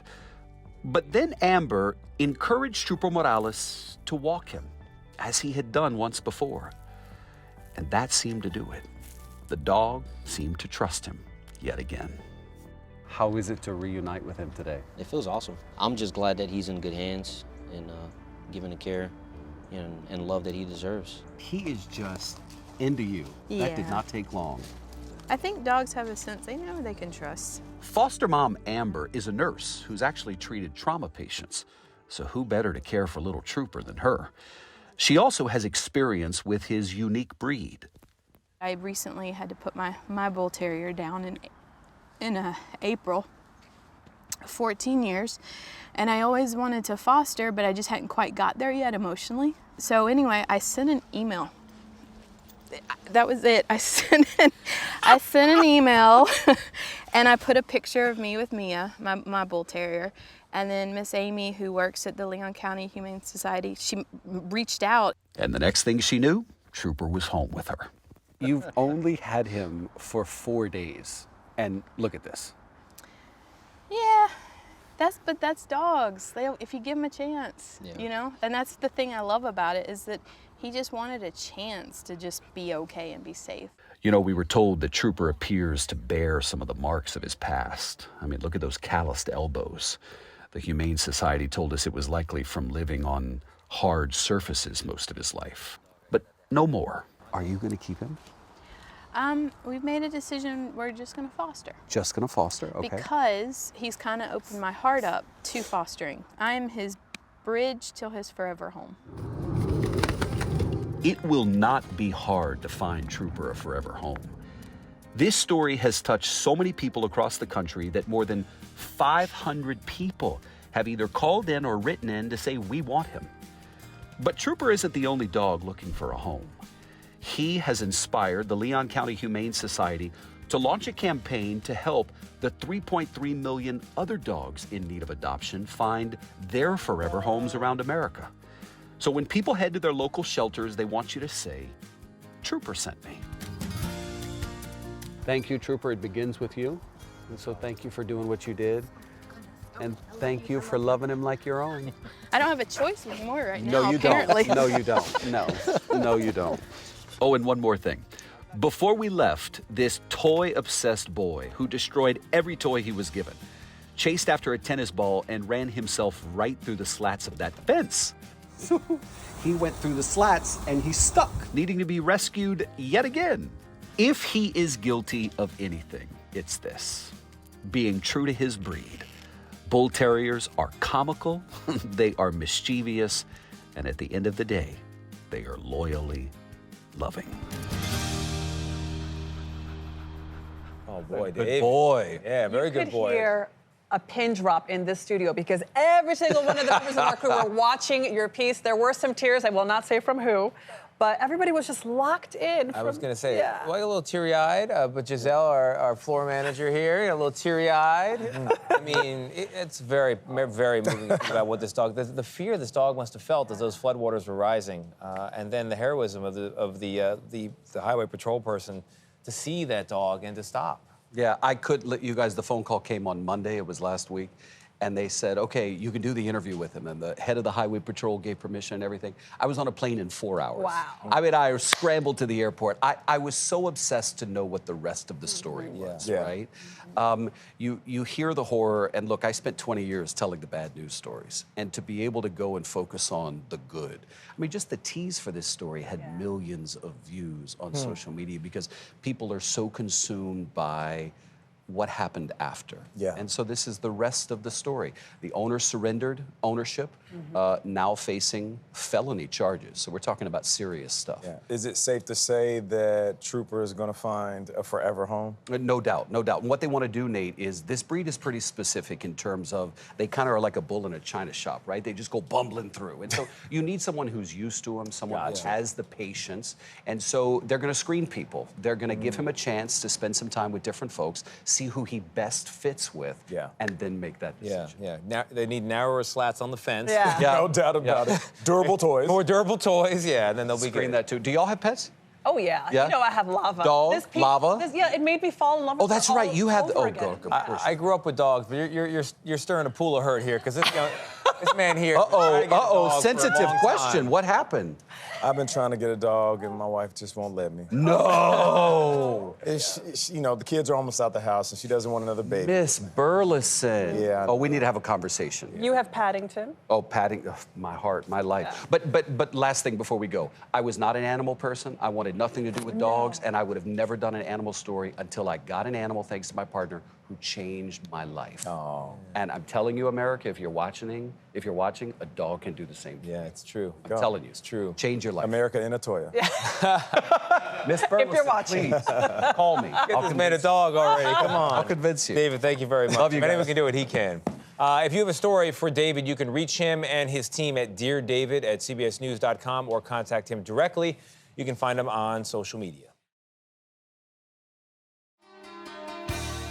It's Monday. That means it's time for Begnauds America, where our David Begnaud finds the heart in every story. And this morning, he's got an update on a dog that was abandoned in floodwater just as Hurricane Milton was about to hit the state of Florida back in October. And we're happy to say David's in studio. David, I know you love this story because you've been talking about it since the moment you stepped on set.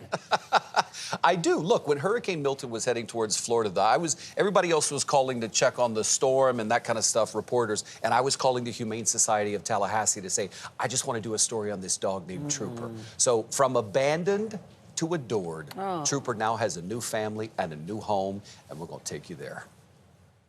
Look at this. This is Trooper Duper. You are looking at the moment when Trooper the dog met his forever family, We're going to be best friends, I can tell you that. including his new sister, Dallas. The photo of their initial meeting seemed to say it all.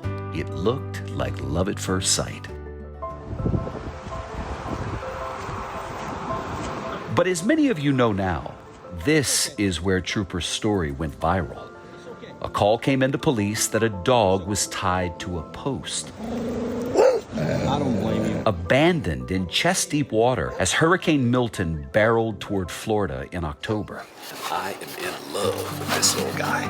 But after meeting Trooper, we were confident. Look what I got. That with patience, Belly rubbed. a little love, and yes, a whole lot of belly rubs, he was going to thrive in the right home. And over the last few weeks, hundreds of people have applied to be his forever family. The outpour has been so great. Amy Radar with the Leon County Humane Society in Tallahassee told us that they were looking for a very specific person to adopt Trooper. You see, bull terriers are a unique breed, known for being sweet dogs, but they are also high energy, strong, and bull-headed. I don't always say people have to have breed experience, but for that particular dog, I think it's important. He deserves it. Yes. Fill the whole thing up to the top.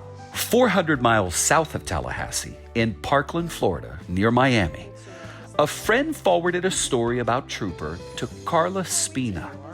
She showed it to her husband, Frank. I said to Frank, did you hear this story? And someone started crying. So he said, yeah, I didn't tell you because I knew you would get upset. That is because the Spinas are bull terrier owners. But more importantly, they love this particular breed.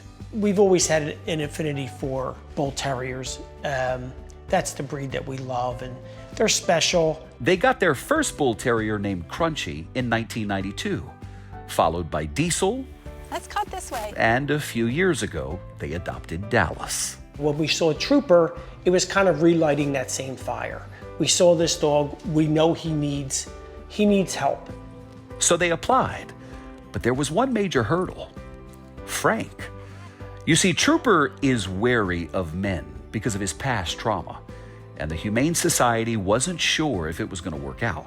So I said, well, how about if we get in the car and drive 7.5 hours to Tallahassee, and I'll show you what 33 years of bull terrier dad does. So we did that. And when we got there, they let him loose, and Amy said, Frank, why don't you sit on that bench and see what happens? And he came over and he got under my legs, and I started scratching his neck, and his foot started moving, and she said, perfect match.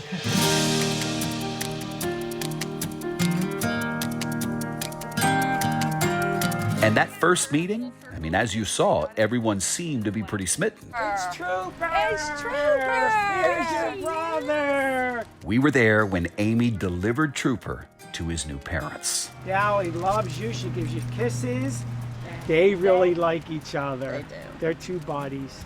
I've never felt this comfortable leaving him. We'll take good care of it. I know you will, and if you call me. Okay. Wait, I brought It's the happy- sunglasses. There you go. It's happy Yeah. tears, not Yes. sad tears. Oh, absolutely. Yes. It didn't take long for Trooper to start making himself feel right at home. We got you, buddy. We got you. You're in good hands with us. And seeing him at his new home with his new dad, it's kind of hard to believe that's the same dog who was afraid of men. We're just really happy. Yeah, we're and really excited. We're really excited. It's almost like we had a baby. We just can't believe that a month ago we saw this news report, and now a month later he's in my bedroom. For the Spinas, they feel like a missing piece of their family has now been found. And as for our buddy Trooper, yes, life was tough and it was rough. But what we can faithfully report to you today is that he seems happy. We just wanted everybody to know that we're going to give him the best life. We can't believe it. It's like a dream. It's like a dream come true. And that's your good news for Monday, That's a perfect ending, David. Bravo. Trooper. Yes, and you too. Oh, Great Nora, story. too. Thank you, David. Good to see you guys. Good to see you in the studio.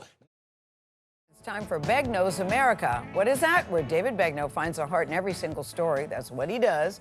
Since David loves meeting new people, we joined him at the airport with a plane ticket to a surprise destination just hours before boarding. Where is he going?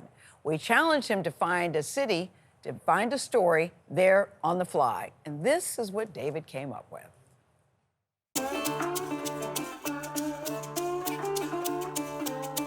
All right.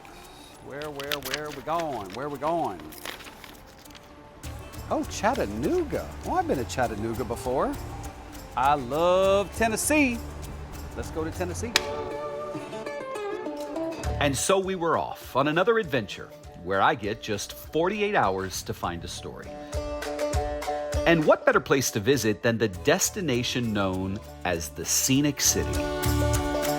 We headed to Chattanooga's famous Walnut Street pedestrian bridge, where I sat down with a sign that said, "I'm looking for a story," just to see what we might find. And it always surprises me how intrigued people are by it, and how eager they are to just sit down and tell me their story. Nice to meet you. The next morning, I went to Coolidge Park, which is right underneath that bridge, to see who we might meet there. And waited. Not too long before Ben Pate rolled up.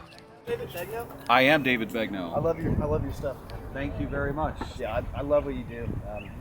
Thank you. Yeah, I rode by. I was to do a double take. What's your name? Ben. Come sit. Come home. So as Ben took a seat, we got to talking about his love for storytelling.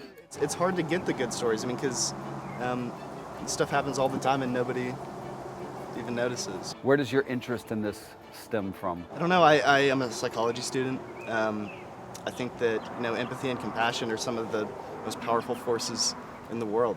What is it that sets your soul on fire?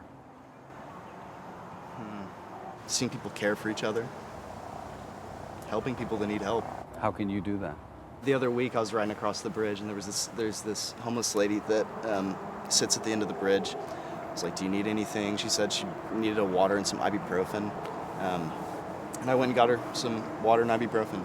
How'd that feel to do that? It felt good, but there was also this part of me that was like, I wish I could do more. That feeling of wanting to do more is what you're being called to do. Yeah.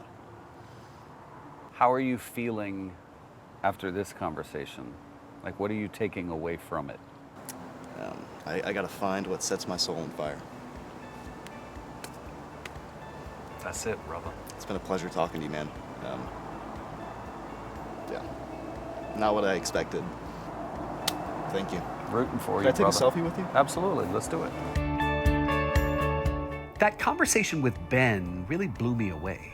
A 22-year-old with such promise, such emotional clarity, and a really tender heart. A reminder that we're all just trying to find our way in life. It inspired me to take a trip back to the pedestrian bridge right above us.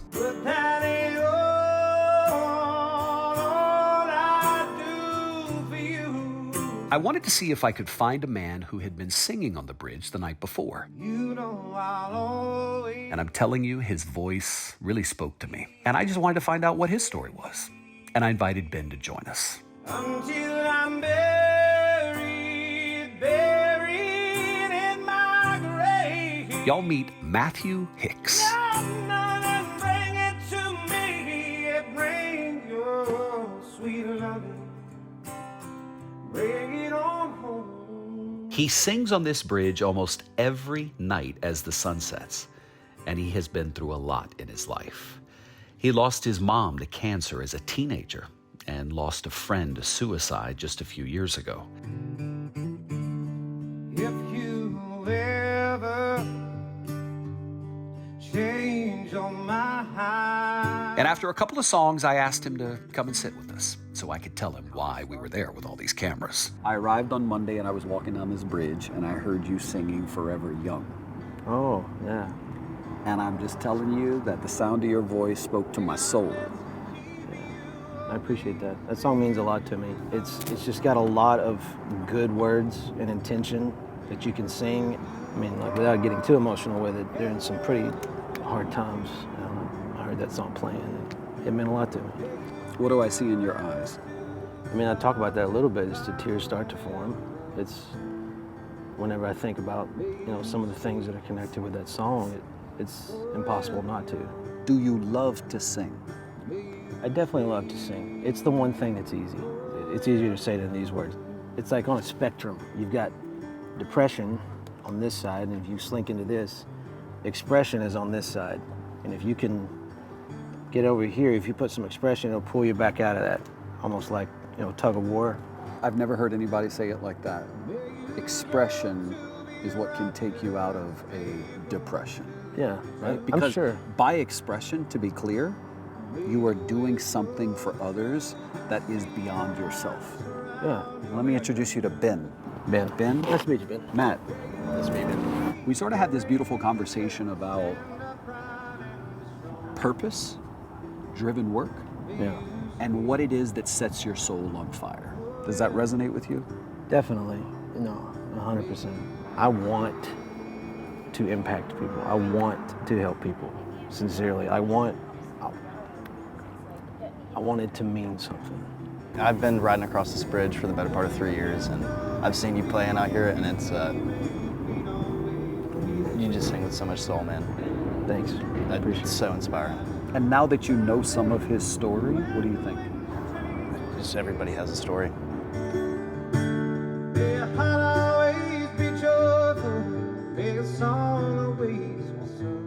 And we found ours. In Matt and Ben, two men who are still writing their own stories, bridged together by a desire to touch people's lives. May you stay forever young. May you stay forever young.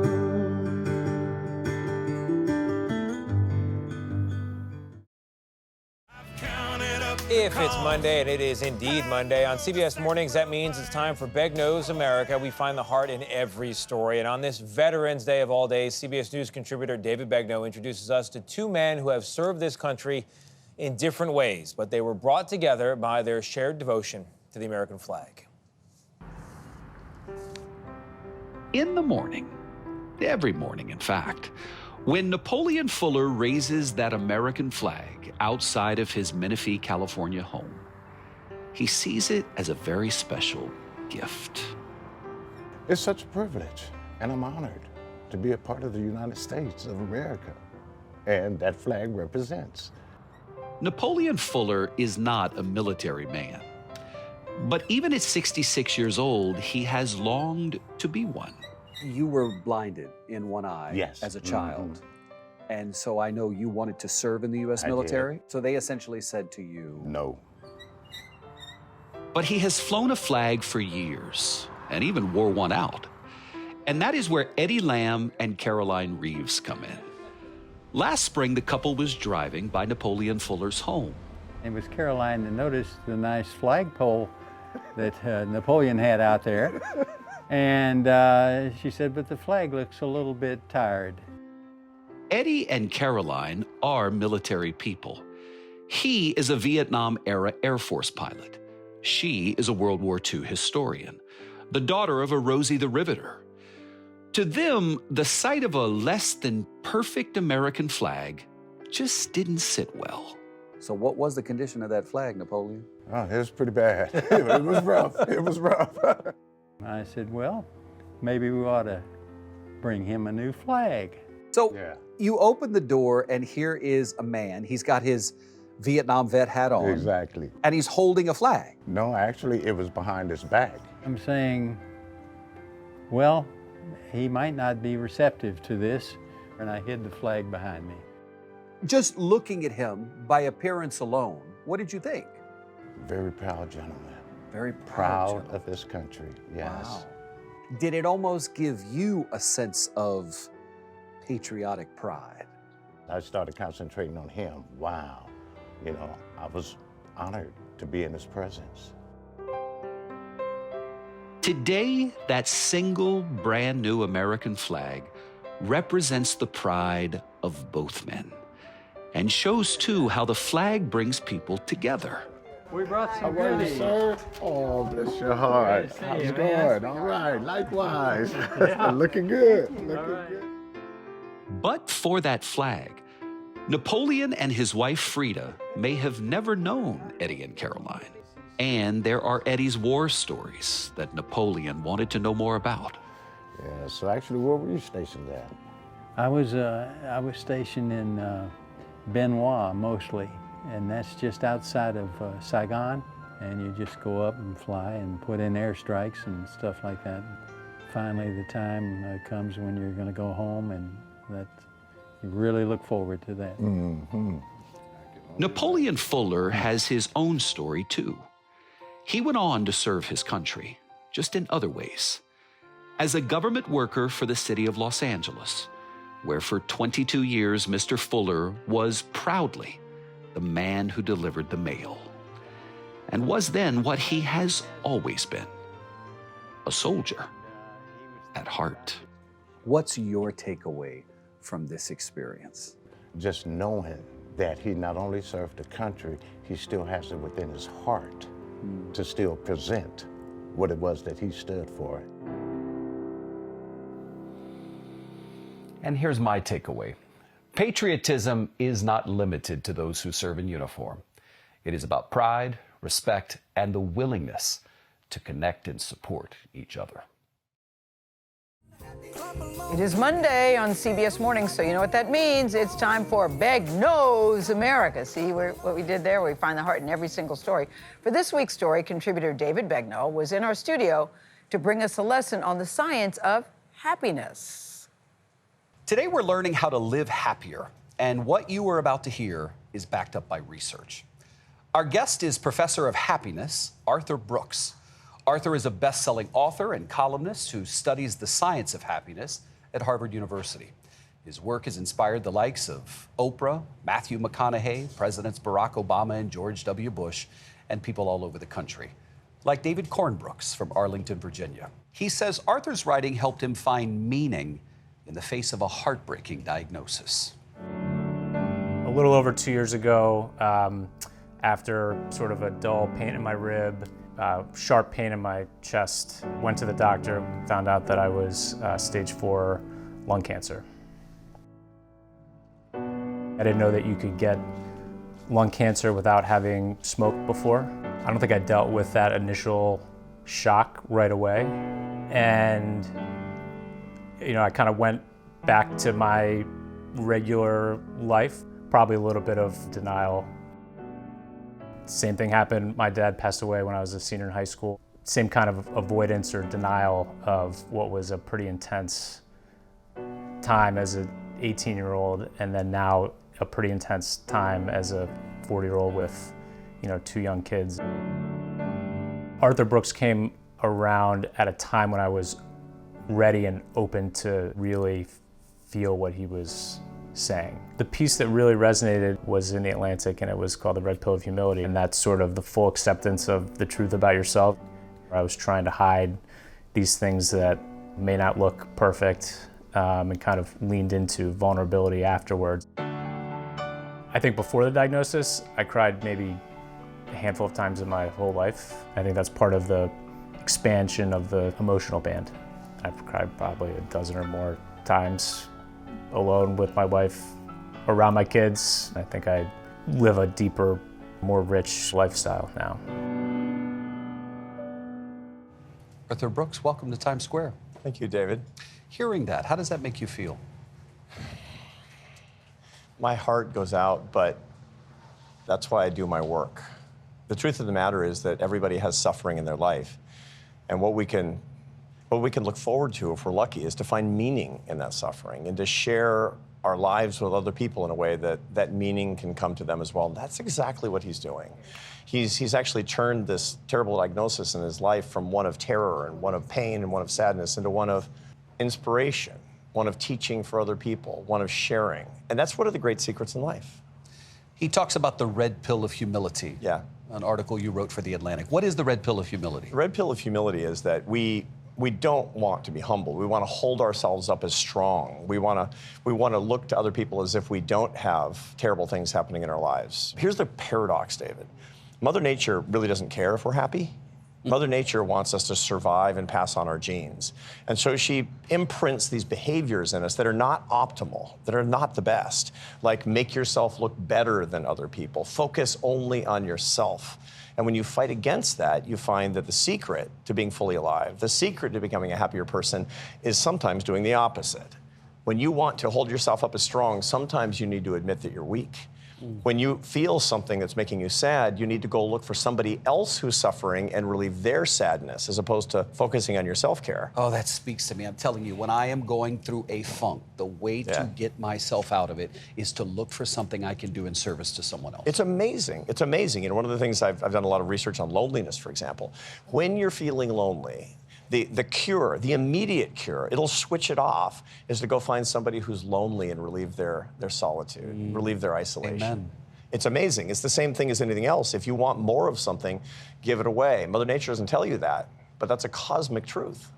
You've got a formula for happiness? Yeah. So tell me this, what plus what will equal happiness? Yeah, happiness is not a feeling, and this is an important thing to keep in mind. Happiness is a combination of enjoyment of your life, satisfaction with your accomplishments, and a sense of the meaning of your existence. Enjoyment plus satisfaction plus meaning. Work on those and watch well-being rise. Amen to the meaning. What is the connection between meaning and happiness? Meaning is a part of happiness. It's one macronutrient. It's one element of happiness.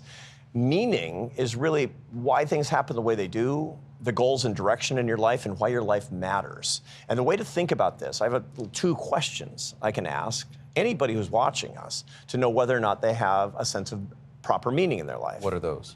Number one, what's your answer to why am I alive? The way to pass that test is to have an answer. The way to fail is to go, I don't know. Second question, for what would you gladly give your life on this day? And if the answer is nothing, that's a problem. A sense of meaning is having an affirmative answer that's written on your heart to those two questions. And if people are watching us, they don't know, that's good news because this tells you what to go in search of. Go in search of the answers to those two questions and a miracle will happen in your life. You started researching happiness because you wanted to be happier. Yeah, right? yeah. So what have you learned through your research that's made you happier? So I'm a behavioral scientist, but I always kind of viewed happiness like astronomy. Like, an astronomer doesn't think he's going to change the stars. He's going to study the stars. And that's how I looked at happiness. Until I was in my 50s, when my wife said, it's kind of ironic that you study happiness, but you're not a happy person. I said, yeah. She said, why don't you actually see whether or not you can change your own? That's weird. That's like a surgeon trying to take out his own appendix. Right? It's like, good luck with that. But I set about doing it. So I learned everything that I could, which is my career. I changed my habits, and then I started teaching a class on it at Harvard, and my life started to change. It's really true. David, I'm 60% happier than I was 5 years ago. That's a lot. There's a science behind it. There is. Thanks for telling us more about it. Thank you, David.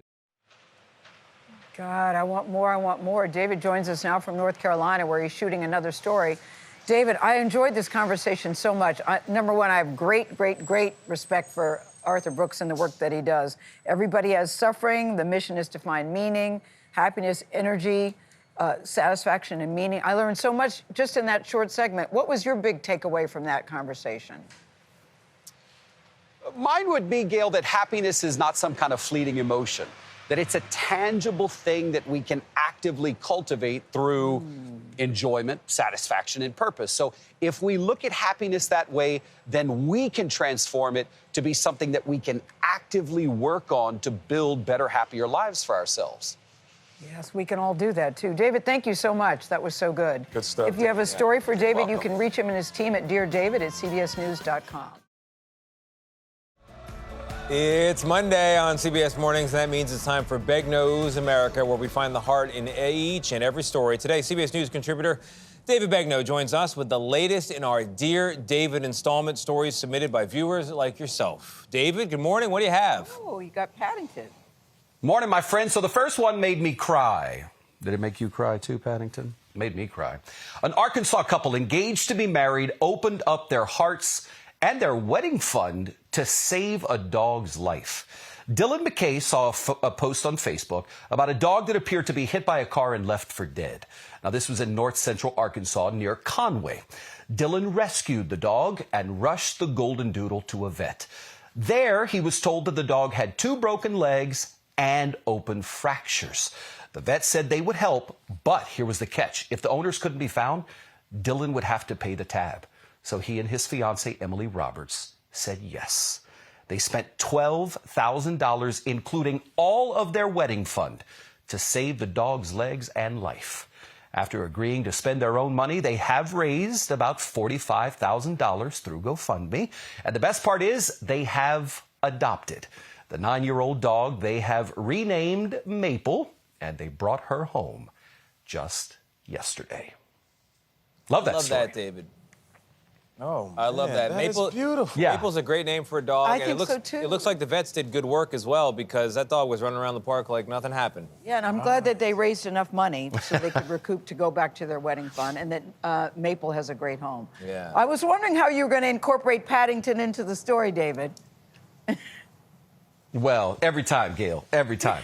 All right, so our next story comes from Genevieve. Miss Genevieve wrote to us about her friend, Martha Striever, who is an educator at Linden Avenue Middle School in Red Hook, New York. She started teaching math and science before man walked on the moon and is still teaching at the age of 85. So we had to go and meet her. Roll the tape, Kelly. They asked me if I wanted to retire. And my answer was no.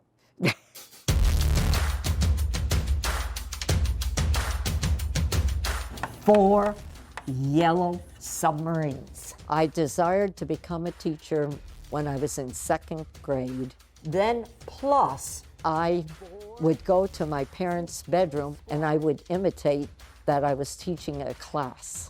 She taught some of my ancestors. She taught my grandpa, my mom, and then my cousin Kayla and my brother Jake. She taught my 2 aunts, my dad. Now me. Many of the students just hate math, or they'll say, I never been able to do it, and I never will be able. And I always say, don't say it in my room. Sometimes she makes it easy, sometimes she makes it challenging. It actually helps me, like, learn from my mistakes and stuff like that. I'm just thankful for having her. I'm ready to stay here instead of retiring. That wouldn't make me happy. I don't want to sit in a rocking chair and let things go by. I want to be with those children. Have a good rest of the day now. Her 64 years of teaching makes her the longest-serving teacher of all the educators currently teaching in New York State today. Love that Miss Striever, don't we? Oh, yeah, very much so. May we all have a teacher like that. And she's still going strong. That's what I like about it. Teaching generations of families. Ancestors. I love that little boy in the piece. Ancestors. Yeah, I love that. My ancestors. I know. Yep, we were talking about him too. Precious. Listen, speaking of longevity, I think longevity is Fascinating, okay? So when a viewer named Marcus wrote to us saying that this woman named Beatrice Busby of Boston, Massachusetts was turning 109 years old on Thanksgiving Day, we said, oh, we have got to go and meet her. So we met her at her church where she has been a member for 100 years. I come here every Sunday. I've been coming to this church since I was 5 years old. I've been here all my life. When Beatrice Busby first joined People's Baptist Church in Boston, the Great Depression was still years away, and the Civil Rights Act wouldn't be passed for another 40 years. But there sat Miss Busby, in the same seat, in the very same pew that she would occupy for the next century. This is my second home. I always sit right over there. I sit up front because I don't want to miss anything. I come to church here to worship Almighty God and to hear the singing. I like to hear the choir singing. Marcus Brown is an usher at this 219-year-old black church. He's the one who wrote to us about this remarkable human who has been blessed with such longevity. She had one son who is now deceased. She loved to cook and to bake. Walking she really enjoyed, and she did until the age of 108. And fighting discrimination is what she made her life's mission. To see a member of your church that old and still coming to church every Sunday and who can hold a conversation with you is something special. She commands a lot of respect. We have to respect our elders, those who come before us and pave the way. I love coming to church here. It's my church. I know it from the bottom to the top. Happy early birthday, Miss Busby. God bless you. Yes, thank you for the introduction to Miss Beatrice. Like everything about her, David, everything. Consistency is a virtue. 100 years in the same pew in the same church. That's a heck of a streak. Right. Yeah. Wild. Paddington did not look nervous to be on TV. That's a good dog. Not David. at all. Thank He's you sleeping. very much. Mwah. We appreciate those 3 stories. And folks at home, if you've got a story for David, you can reach him and his team at deardavid@cbsnews.com, or you can contact him directly on social media. David, thanks again. It's Monday. It's time for Begnaud's America, where we find the heart in every story. CBS News contributor, that's David Begnaud, returns with our Dear David series. Stories that are submitted by viewers just like yourself. Today, he salutes a young forecaster who's being called a lifesaver. Inside this humble bedroom in Raleigh, North Carolina, is one of the most trusted weather resources in the region. If you're just joining us, we want you to get in your safe shelter. North Carolina's Weather Authority. This kid right here is an absolute treasure. Meet Ethan Clark, a 22-year-old self-taught forecaster who runs this Facebook page, which has more than 600,000 followers. He posts weather updates regularly and streams live during severe weather. We've had flash flooding already across a good portion of the mountains. His round-the-clock updates during major weather events like Hurricane Helene back in September earned him admiration and a reputation as a trusted voice in a crisis. His love for weather started in middle school. At age 10 for Halloween, Ethan dressed like the Weather Channel's Jim Cantore, who is one of his biggest influences. And that was all around the time he started doing his own forecasts on Facebook in the 7th grade. Dear David, Leslie Dean wrote to us about Ethan, who she calls the Wonder Kid. Ethan is an amazing young man and has made such an impact for those of us who follow his page. And I thought, David needs to know about this young man. I am eternally grateful to him. Emily Brewer credits Ethan's forecast during Hurricane Helene with helping her to save her parents' lives by evacuating them. You hear the Mr. Rogers in his neighborhood, right? It's a beautiful day in this neighborhood. Mr. Rogers said, in a crisis, look to the helpers. And in this crisis, the helper was a college student. I'm going to do everything in my power to continue providing updates for them. In his dorm room, sitting at his desk, making these forecasts and sharing them with all of us. It's just incredible. North Carolina's then Attorney General and now Governor-elect Josh Stein awarded Ethan one of the state's highest civilian honors. We wanted to honor him with the help of his biggest fans. Hi, Ethan. How Nice are to you? meet you. Very nice to meet you. So we met him at the Mecca Restaurant, Raleigh's oldest dining establishment, and took him upstairs to a room that we filled with 13 locals who trust him. I love hurricanes. Like, I don't love when it does destruction, but I love the signs of how it goes from a thunderstorm to a hurricane. I love how the process of snow, it's something new every day. What's very important to you about doing this work? The biggest importance is giving people the best information they can get, down in like layman terms, like easy to understand weather forecasting, and I really want to help people. Do people recognize you in town? Yeah. Can I try something? Do you mind if I try something? Do you think somebody will recognize you? Maybe. You're turning red. I don't know. Let's see. Maybe not. Let's see. Excuse me. I apologize. I hate to do this. We're just doing an interview. My name is David. I'm with CBS News. Have any of you heard of the North Carolina Weather Authority? It's a Facebook page. Yeah. All of you? How many of you love it?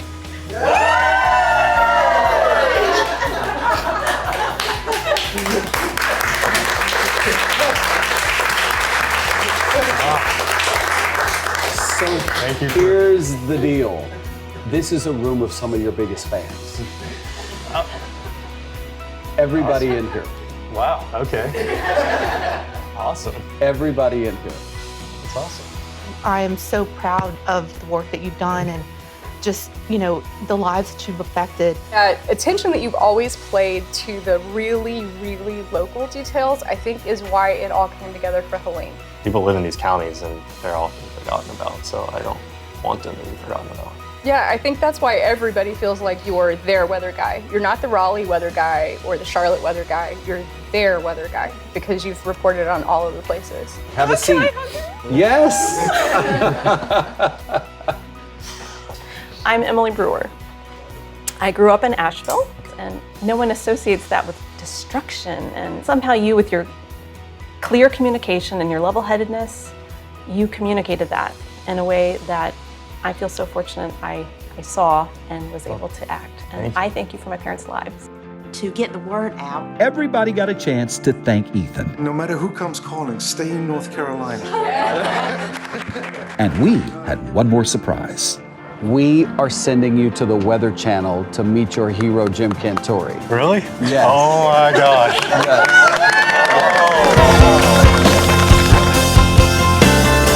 You're ready to just jump on the air, aren't you? You get the same outfit on, Yeah. sport coat, looking Got it sharp. all, right? Fantastic. Yeah. From his bedroom to the bright lights of the Weather Channel, Jim gave Ethan a chance to shine. Week we have a brief warm-up and another clipper system with highs in the 40s on Friday and lows in the 20s. David, back to you.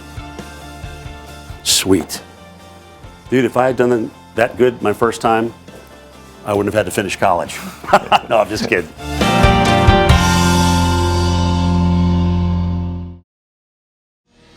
If it's Monday, and it is, it's time for Begnauds America, where we find the heart in every story. CBS News contributor David Begnaud returns with our Dear David series, stories submitted by viewers themselves. And David's here to share it with us. David, good morning. Morning, sir. Today's story is a gem. It was suggested by a viewer named Rob Munson from South Dakota with a little help from his son. We'll get to that in a moment.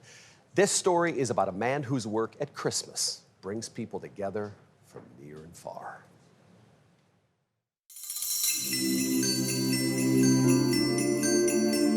Nestled in Nora, South Dakota, population 2, sits a defunct general store that comes alive once a year. At Christmas. Second verse. Nearly 40 years ago, Mike Pedersen, one of the 2 people who lives here, purchased this building and fulfilled a lifelong dream to restore a pipe organ. Now what am I going to do with it? I'm a bachelor. I don't have a wife and kids to come down and listen to Dad serenade them. So Mike put an ad in the local paper, inviting people to join him in singing Christmas carols while he played the newly rebuilt organ. They looked at me like, yeah, you goofy guy. Who's going to do that? Well, the rest is history. From nearby towns across South Dakota to neighboring states like Minnesota, Nebraska, and Iowa, Welcome to Nora. tens of thousands of people have joined Mike to share the joy of holiday music. Jingle bells, jingle bells, jingle. Mike and his pipe organ have performed every Christmas here for the past 35 years. And thanks to Dylan Munson, whose parents first brought him and his brothers here to the Nora store back in 2015, we can take you back in time. You see, after those early years of coming to the Nora store Christmas with his family, Dylan went on to South Dakota State University and majored in broadcast journalism. And guess what he covered as his college assignment? You've probably never heard of the town of Nora, South Dakota, but around Christmas time, something magical happens. Since 1989, Mike Peterson has been hosting what has come to be known as Nora Christmas. And it all started with an organ. So I told my buddies later when they come back to finish putting the organ in there, I says, hey guys, let's hurry up, get this thing done. They go, what's the hurry? We got all winter. No, I said, we don't. I said, I want to put an ad in the paper and see if anybody would come to Nora and sing Christmas carols with me. Well, they looked at me like I was absolutely goofy. Yeah. Last year we had around 3,500 people come through those doors to celebrate the reason for the season.